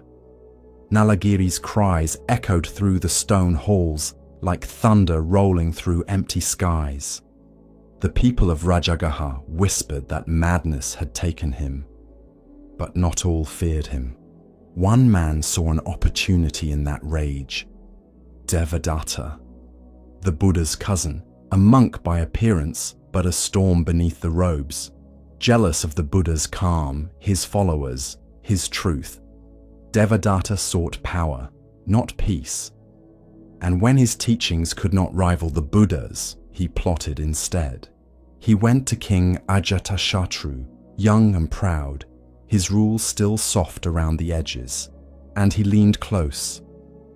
"Let Nalagiri loose," he whispered. "Aim him at the Buddha. See what becomes of silent wisdom when tusks meet flesh." The king, tempted by spectacle or swayed by flattery, agreed. And so, one morning, before the city had fully woken, the iron gate to Nalagiri's pen creaked open. Chains were undone. Commands were given. The path was cleared. Nalagiri stepped forward, eyes wide, breath steaming, mind ablaze. He charged through market streets, through cloth stalls and fruit carts, scattering baskets and lives. People screamed, children ran, dogs howled and carts overturned. He did not walk. He tore the world open beneath him. And down that path, barefoot, cloaked in saffron robes, carrying only his arm's bowl, walked the Buddha. No guards, no weapons, no rush in his step, just presence. His disciples shouted from behind walls and corners, "Lord, turn back, the elephant comes, he will crush you." But the Buddha kept walking, not with recklessness, not with pride, but with compassion so still it could hold a mountain. As Nalagiri approached, the air thickened with heat and tension. His tusks gleamed, his trunk coiled like a whip. His roar shattered the morning hush. Mothers shielded their children, merchants fell to the ground. The entire city held its breath, but the Buddha stood. The elephant thundered toward him. The ground trembled, And then, stillness. The Buddha raised his eyes and looked. He looked not at a beast, not at a weapon, but at a being in pain. He saw the chains, the years, the sorrow turned to rage. He saw the hunger for freedom twisted into madness. He saw a heart once wild, now broken by cruelty. And in his gaze, he held no fear, no judgment, only recognition. As Nalagiri neared, mere strides away from trampling the man before him, he met that gaze, and something changed. The wind quieted, the air cooled. The fire in Nalagiri's eyes flickered. He slowed, then paused. His ears twitched, his breathing hitched. He took one more step, then stopped. The Buddha stepped forward. Slowly, gently, one hand raised, not to strike, not to shield, but to bless. And Nalagiri knelt.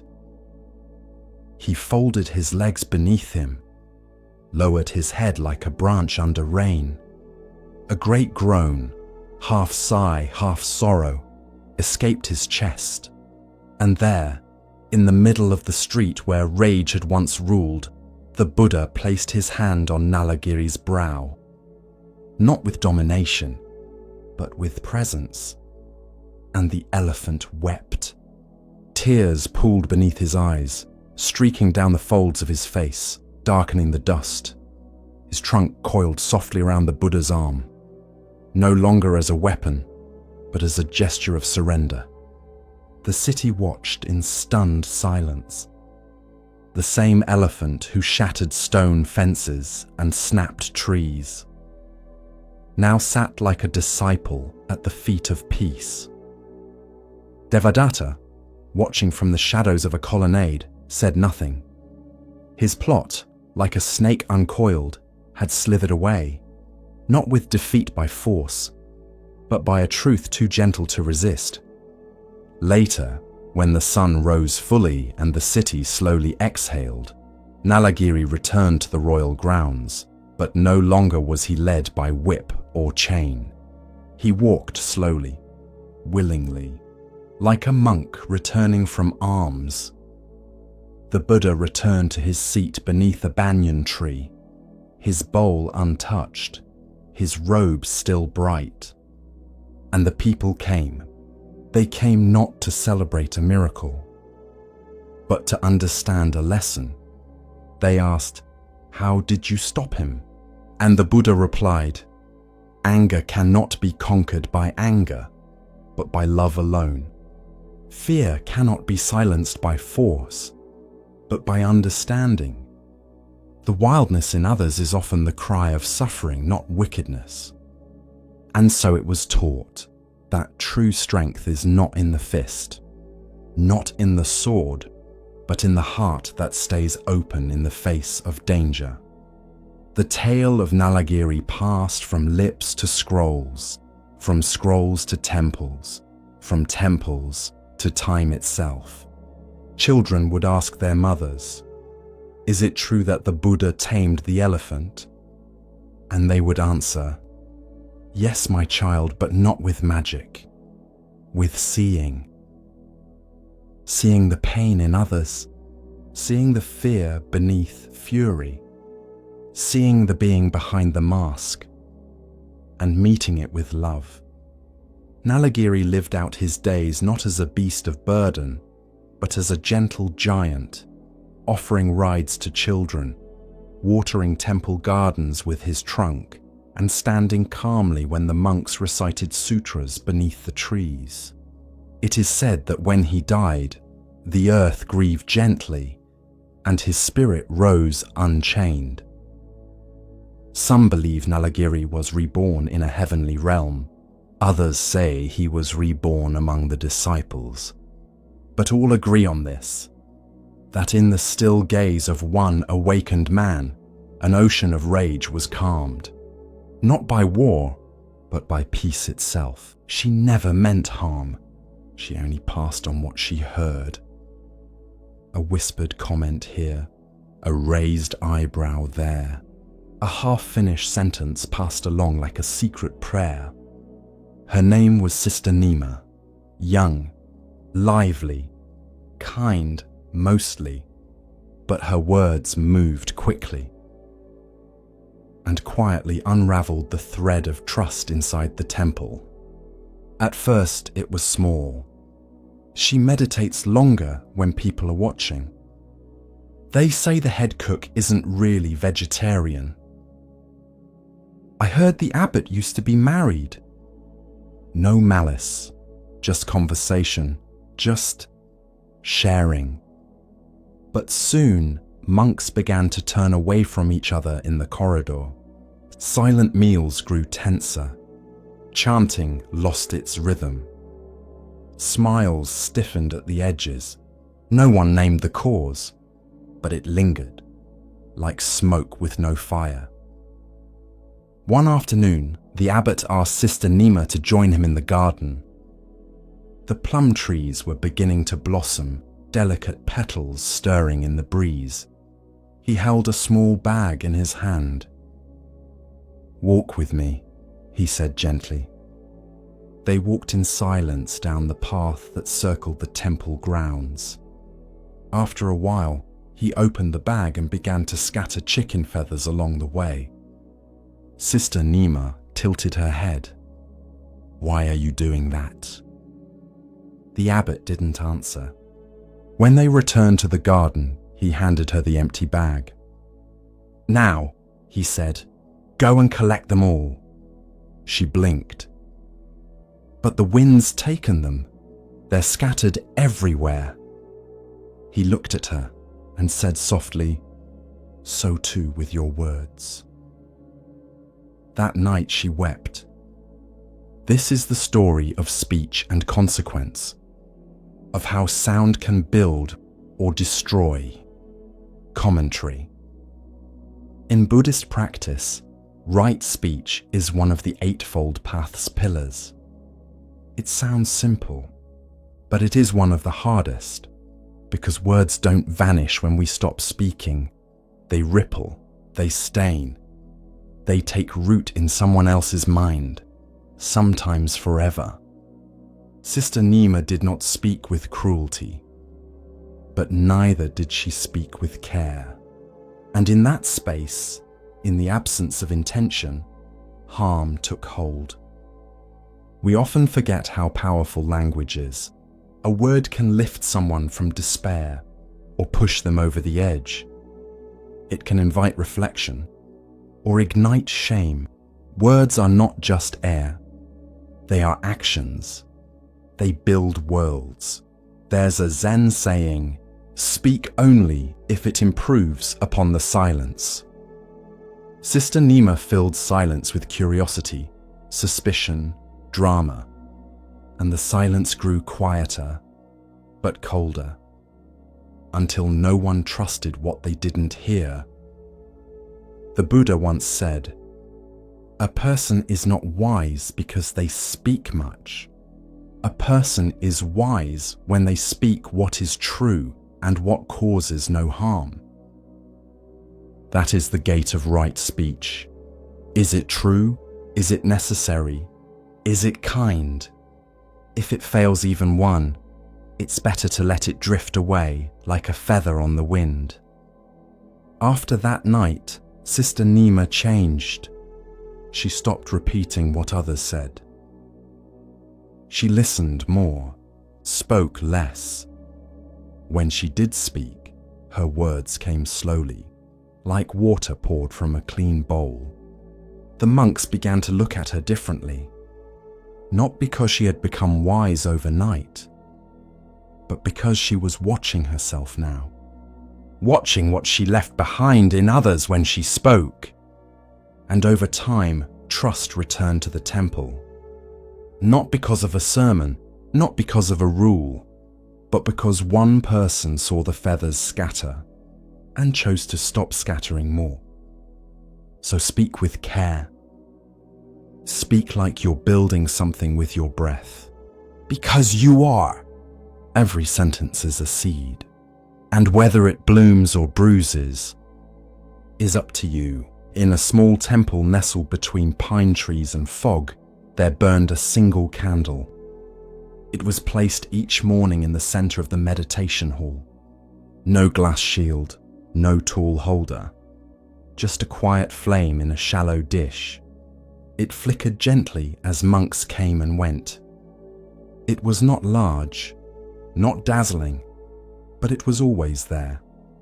Software steady, alive.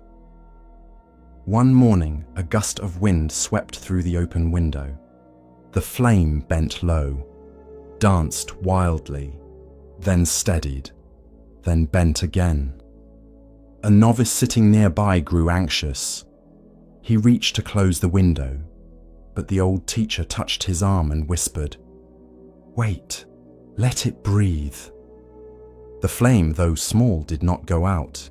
It fluttered, dimmed, but held on. The room stayed still, and after a few moments the wind passed. The candle straightened, its glow calm once more. The teacher turned to the novice and said, "This is your mind. This is your breath. This is your life." A candle by nature is vulnerable. One sharp breath, and it's gone. One careless movement, and it's lost. But that fragility is also its power, because the candle doesn't resist the wind. It doesn't fight to stay lit. It simply responds, bows, sways, returns. In Buddhism, the flame is often used as a metaphor for consciousness, flickering, ever-changing, not a solid thing, but a process, a dance between wick, wax, and air. Your thoughts are like the flame, your body, the wick, your breath, the air that sustains it, and the wind. That's life. The candle cannot control the wind, but it learns to dance with it. And that is the teaching. The novice asked, "But what if the flame goes out?" The teacher smiled. "Then we light it again, and again, and again. This is the practice. You will lose your calm. You will be shaken. Your light will dim, but the wick is still there. The wax remains. You are never without the capacity to be rekindled. There is a Tibetan saying, 'Better to light a single candle than to curse the darkness.' But even deeper is this. Learn to trust the candle even when the wind rises." In the days that followed, the novice watched the flame more closely. He began to notice how it moved, how it bent without fear, how it never clung to its shape from a moment before. And one morning, during Zazen, as a storm passed outside, he did not flinch. He simply watched the flame bend and return. And in that moment, something in him softened too.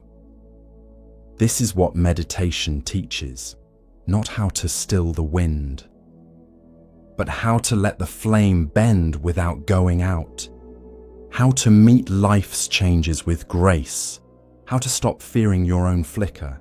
Grief is a wind, so is joy, so is anger, so is love. You cannot block the breeze without also losing the air you need to burn. You must stay open, even when it stings.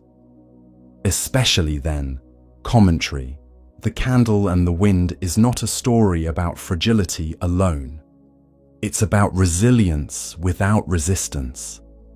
It's about remaining warm, soft, and lit, even when the conditions shift. Even when nothing stays steady but your own willingness to begin again. We often think strength looks like staying the same, but sometimes strength is in swaying, in letting go, in trusting that the flame inside you is not so easily put out. You do not need to burn like a bonfire. You only need to glow enough to see your next step, to offer light to the person beside you, to remind the darkness, I am still here. The teacher once said, a candle gives all it has, and still the world is warmed by its passing. So be the candle. Even if your light flickers, even if no one sees, even if the wind blows harder tomorrow, burn anyway, not for show, but because this is who you are. The path of Zen unfolds like morning mist, soft and patient. In this next tale, we are invited to see, beyond appearance, into essence. Listen carefully to the next story. They worked for 7 days without rest. 4 monks, bent over low tables, hands steady, breath slow.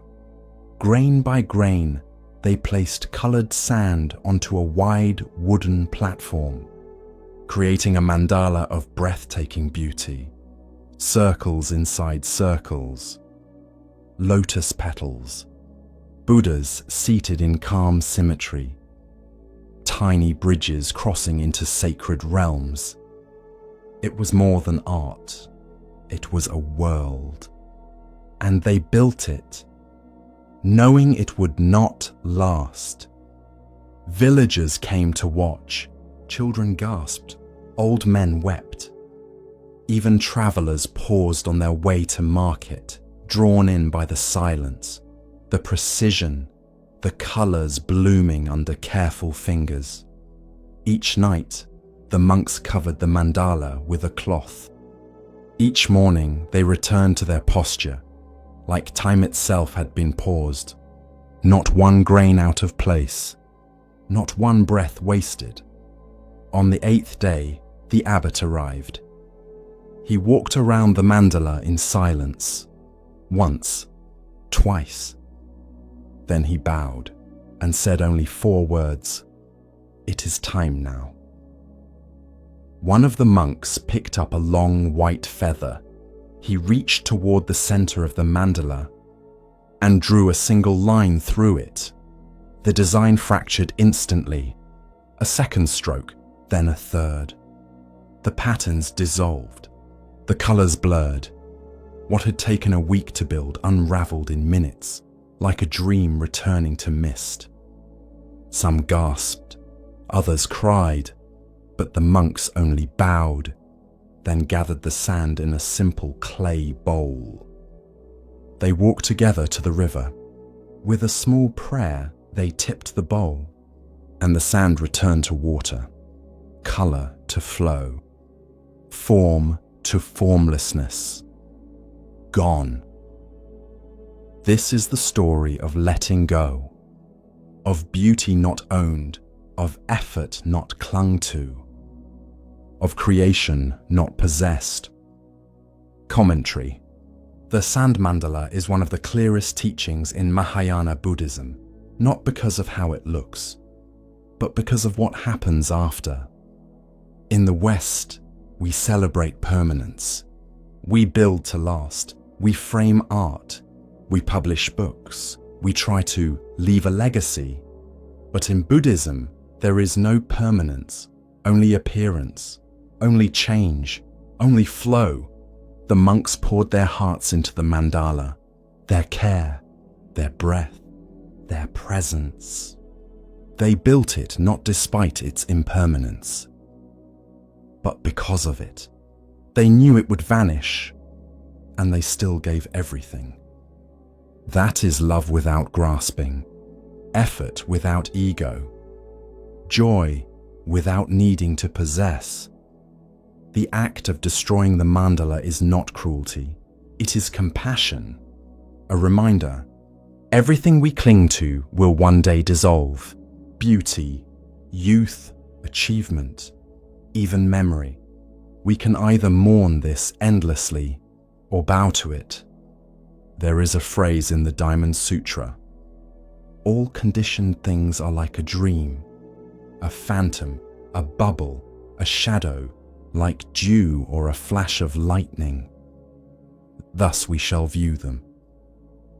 It doesn't mean nothing matters. It means everything matters more deeply when you know it's passing. You love your child's laughter more when you know they won't be 5 forever. You savor tea more when it's the last cup from the pot. You forgive faster when you realize tomorrow isn't promised. One woman who watched the mandala's destruction approached the abbot in tears. "All that work," she said, "and now it's gone." The abbot bowed. "That is why it was precious," he replied. "When we cling, we suffer. When we release, we flow." This doesn't mean becoming detached or cold. It means seeing clearly and trusting what passes. Trusting that even after the mandala is gone, the hands that built it are still steady. The breath that guided it is still with you. The river still carries the colors. Life is not meant to be grasped. It is meant to be given. Again and again. Like sand to a current. So build your mandalas. Love your people. Paint your days with color. But don't try to trap the moment. Let it come. Let it shine. And when it's time, let it go.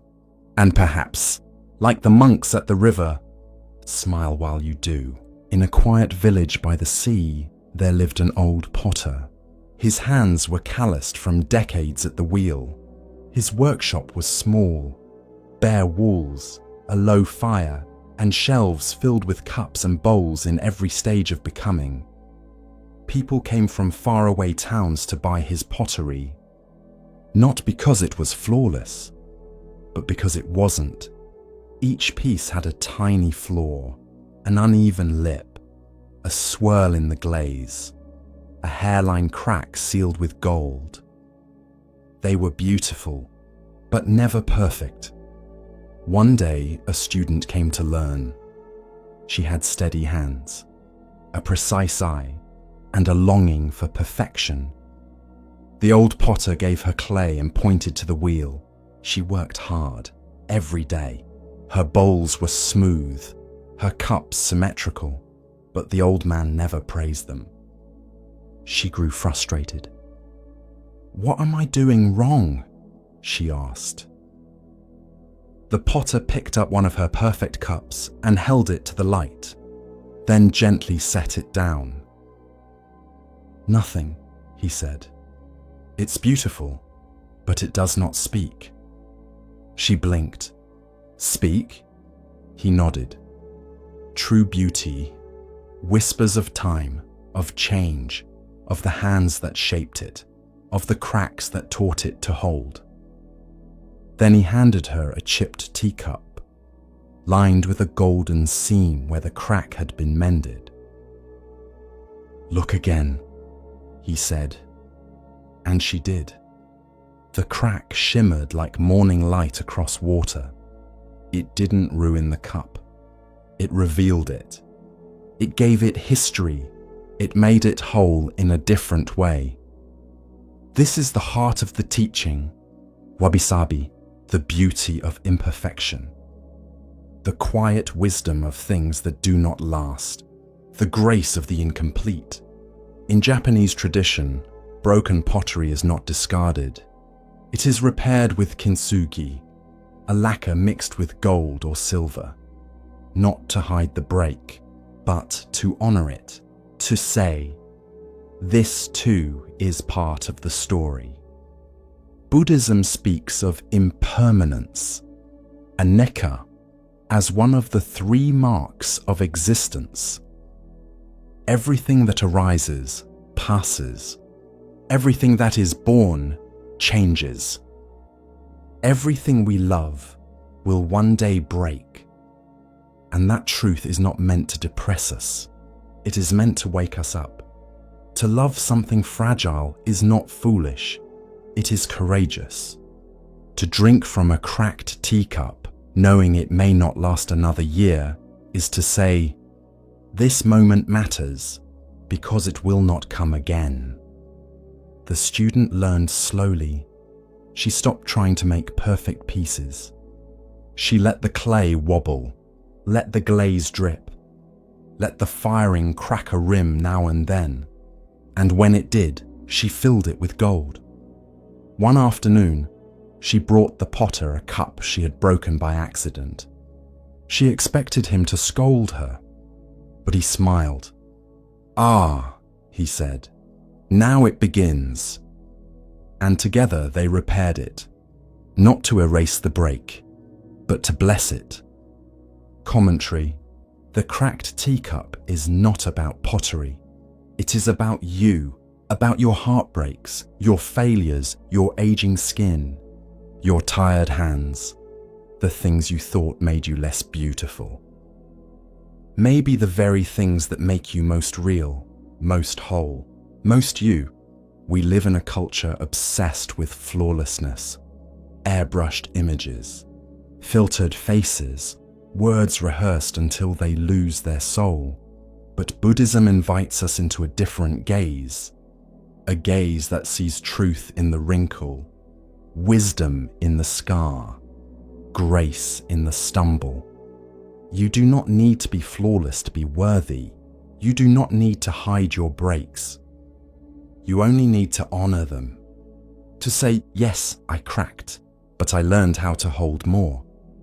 There is an old saying, the wound is where the light enters you, but also the gold follows the fracture. Your pain is not shameful. It is precious because what you do with it, how you mend, how you carry yourself forward, that is your art. The next time something breaks, a plate, a plan, a piece of your confidence, pause, take a breath, gather what remains, and ask, how can I make this whole again? Not by hiding the crack, but by letting it shine. You are the cup, and you are also the gold. She was just the cleaning woman. That's what most called her. Not nun, not practitioner, not devotee, just the woman who swept the temple. She arrived before sunrise, her hair tied back in a grey knot, her robes plain and faded, her broom worn thin at the bristles. She did not chant, did not preach, did not study sutras in the main hall. She swept the stone walkways, the meditation hall. The steps no one noticed were dusty until they were clean. And when she swept, she smiled. Some of the younger monks whispered, she's not really practicing. She doesn't even sit in the morning zazen. She just does chores. But she never responded. She bowed to them anyway. Years passed. One by one, the monks left for higher temples, deeper study, more advanced masters. But she remained, still sweeping, still silent, still smiling. One spring morning, the abbot called for an assembly. The monks gathered, some sitting in strict posture, others blinking away sleep. The abbot raised his voice gently. I have been observing this temple for many years, he said. And in all this time, only one among you has reached the heart of the Dharma. Heads turned. The scholars straightened their backs. The meditation leaders adjusted their robes. The younger monks held their breath. And then the abbot looked to her, the woman with the broom. She was in the corner, brushing dust from the edge of a wooden beam. She paused, looked up, and smiled. A silence fell over the room. Then whispers. But she never studied the Diamond Sutra. She never debates koans. She doesn't even recite the Heart Sutra. The abbot turned to them and said, she lives it. This is the story of embodied wisdom. the kind that doesn't speak loudly, but moves like breath through a humble act. Commentary.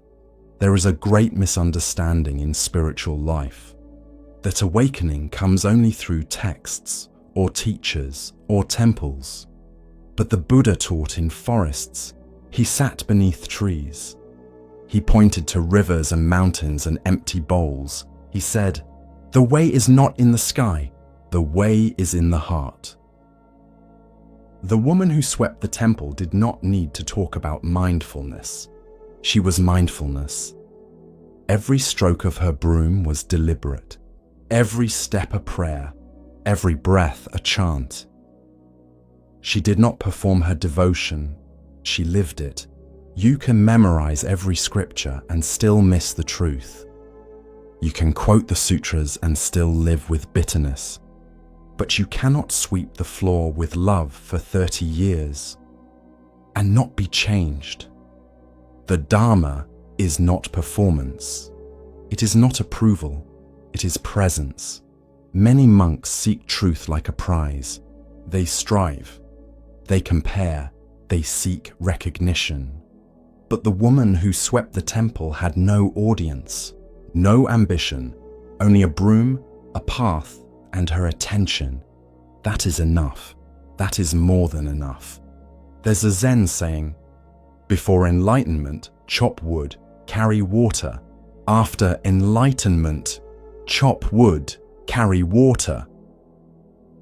Because the truth doesn't take you away from the world. It brings you deeper into it. It makes you pay attention. To dust in corners, to the sound of your own breath, to how gently you place a bowl on the table. We live in a time of noise, of opinions, of spectacle, of credentials. But the Dharma whispers, sweep, breathe, smile, and mean it. That is enough. So wherever you are, whether folding laundry, washing dishes, answering emails, tying your child's shoes, do it with all of you. Do it like the woman who swept the temple, and let the dust be your teacher too. In the hush of understanding, Zen offers us another glimpse of what it means to recognize worth not by weight or shine, but by presence. Here starts the next story. 7 weeks passed since his awakening beneath the Bodhi tree. 7 weeks of silence, reflection, and growing compassion. The Buddha, no longer Siddhartha, but one who had crossed the stream of ignorance, walked alone in the forest near Uruvela. The world felt both new and ancient. The birds sang with clarity. The wind carried the scent of blossoms and dust, and in every sound he heard the stillness of knowing. But his heart, now free, did not rest in solitude. He knew the truth he had seen was not his to keep. So he rose, wrapped his robe over his shoulder, and began to walk, not as a prince, not as an ascetic, but as a teacher. His feet touched earth gently. His gaze met all beings with kindness, and he made his way towards Sarnath, where 5 men waited, though they did not know they waited. They were the same 5 ascetics who had left him, thinking he had strayed from the path when he accepted Sujata's offering. They had called him weak, indulgent, lost, but he did not carry resentment, only clarity. The journey was long, days passed, villages blurred, children played in the dust, farmers bowed their heads, some offered fruit, some only stared. But at last, in the quiet of a fading afternoon, the Buddha entered the deer park at Isipatana. There the 5 ascetics sat, wrapped in threadbare robes, debating truths with furrowed brows and hollow bellies. When they saw him approach, they whispered, "He has returned. We will not rise. He abandoned discipline." But as he came closer, something shifted. There was no pride in his walk, no hunger in his eyes, only peace. And before they could speak, they stood, drawn to him not by obligation, but by presence. He greeted them with a bow and sat.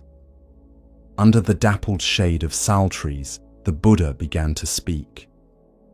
He did not speak of gods. He did not speak of punishment or reward. He spoke of suffering, what he called dukkha. He spoke of its cause. He spoke of its end. And he spoke of the path, the Four Noble Truths, the Eightfold Path, right view, right intention, right speech, right action, right livelihood, right effort, right mindfulness, right concentration. He spoke not as a prophet, but as a physician, diagnosing the illness of the world and offering its cure. He taught that the middle way led not to pleasure, not to pain, but to peace. He taught that liberation was possible here. Now the five listened, at first with skepticism, then with stillness, then with something like reverence. And when he finished, he said, "This is the Dharma, deep, subtle, difficult to see, yet available to all who look." And one among them, Kondanya, understood, truly understood. The Buddha smiled. Kondanya has seen, Kondanya knows. And thus, the wheel of Dharma turned for the first time, not with thunder, not with trumpets, but with one man sitting beneath trees, speaking truth to five. That day, the Sangha, the community of practitioners, was born. The Buddha did not seek converts. He sought clarity. He offered a path, not to heaven, but to freedom. And the world, turning slowly, began to wake. That was the first turning, the beginning of a journey that would circle through centuries, that would carry footprints across mountains, across oceans, across hearts, all from one voice, in one park. Among deer, leaves, and sky, a novice had a restless mind. He tried to sit, tried to breathe, tried to still the thoughts, but each time he closed his eyes, his mind swirled. Lists, regrets, what ifs, what nexts. He couldn't find peace, and the more he tried to force stillness, the louder everything seemed to become. One morning, after failing again to meditate, he stood up in frustration. "I'm broken," he muttered. And he walked, head down, steps fast, until he nearly collided with the old groundskeeper, Master Rio. Rio was known for his silence. He didn't teach. He didn't lecture. He just tended the gardens and cleaned the gutters. But he had been at the temple longer than anyone. The novice bowed clumsily. "Forgive me, Master." Rio tilted his head, studying him. "You're not breathing like a monk," he said. The novice looked up, startled. Rio turned, motioning for him to follow. They walked in silence through the bamboo grove to the kitchen courtyard, where a wide clay bowl stood filled with clear water. "Sit," Rio said. The novice sat. Rio picked up a small stick, and without a word, he stirred the water, gently at first, then faster, until the surface churned and the reflection broke into chaos. The novice watched. Then Rio set the stick down. They sat in silence. The bowl shimmered, then slowed, then stilled. The novice could suddenly see his own face again in the reflection. Rio looked at him and asked, "Did I make the water still?" The novice blinked. "Number it settled by itself." Rio nodded. "So will your mind." and he walked away. This is the story of trusting the stillness beneath disturbance. Commentary. Many people believe meditation is about forcing silence, forcing peace, erasing all thought. But in truth, it is about letting the water settle. Your mind is like a bowl of clear water. Every thought, every worry, every fear is like a stick stirring it. The more you react, the more you stir. The more you chase silence, the more turbulence you create. But if you sit and breathe and wait without judgment, the water begins to settle on its own. This is the natural wisdom of the mind. You don't need to fix it. You need to allow it. There's a Zen saying, muddy water clears itself if left alone. The novice learned something that day, not from a sutra, not from a formal teaching, but from water. He stopped fighting his thoughts. Instead, he watched them. Like leaves drifting across a pond. He stopped demanding they leave, and instead bowed as they passed. And slowly, something began to shift. Not instantly, but gently, like the bowl that stopped churning the moment no hand stirred it. This is how peace comes. Not by control, not by perfection, but by patience, by the quiet knowing that nothing stirred stays stirred forever. If you are anxious, sit like the bowl. If you are overwhelmed, breathe like the wind that forgets itself. If you are angry, wait like the pond after rain. It will pass, all of it. And when it does, clarity returns. You'll see your reflection again. Not because you forced it, but because you didn't run. So next time you feel lost in thought, don't fix, don't flee, just wait. And let the water be water. The young monk spoke with confidence. He had studied for years. He had memorized the sutras, debated the Dharma, written essays on emptiness and non-self. Now he stood before Master Obaku, hoping to impress him. "What is the ultimate truth of Buddhism?" he asked, bowing low.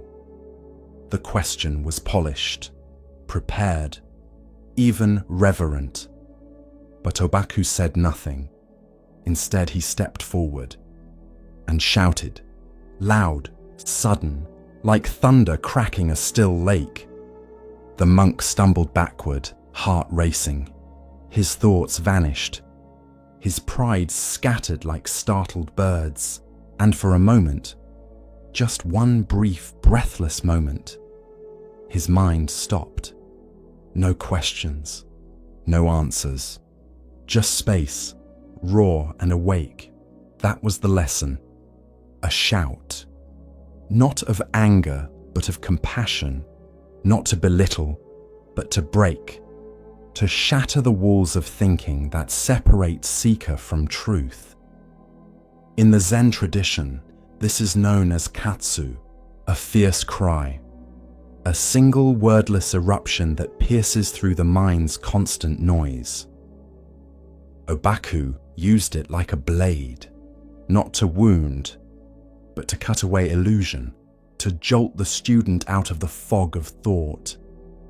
Because sometimes, you don't need more understanding. You need a wake-up call.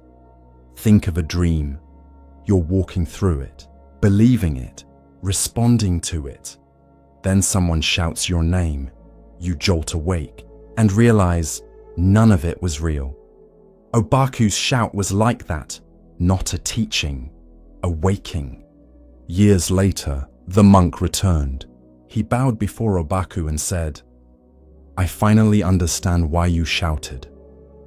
Obaku smiled and said, "Then forget that I ever did." Because even the memory of awakening can become another concept, another prison. Zen cuts not just through delusion, but through the attachment to insight itself. Obaku was a teacher of few words, but when he spoke or shouted, he struck deep. Once another student asked him, "What is the path to liberation?" Obaku raised his fist. The student said nothing, then bowed, because in that moment he understood. The path was this: not words about liberation, but the raw, silent, direct presence of the fist before him. Western minds often recoil from this. We're trained to expect kindness to be soft, truth to be calm, teachers to be gentle. But in Zen, compassion doesn't always whisper.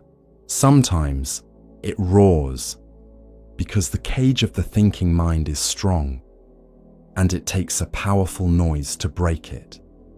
Obaku's shout was not personal, it was not performance.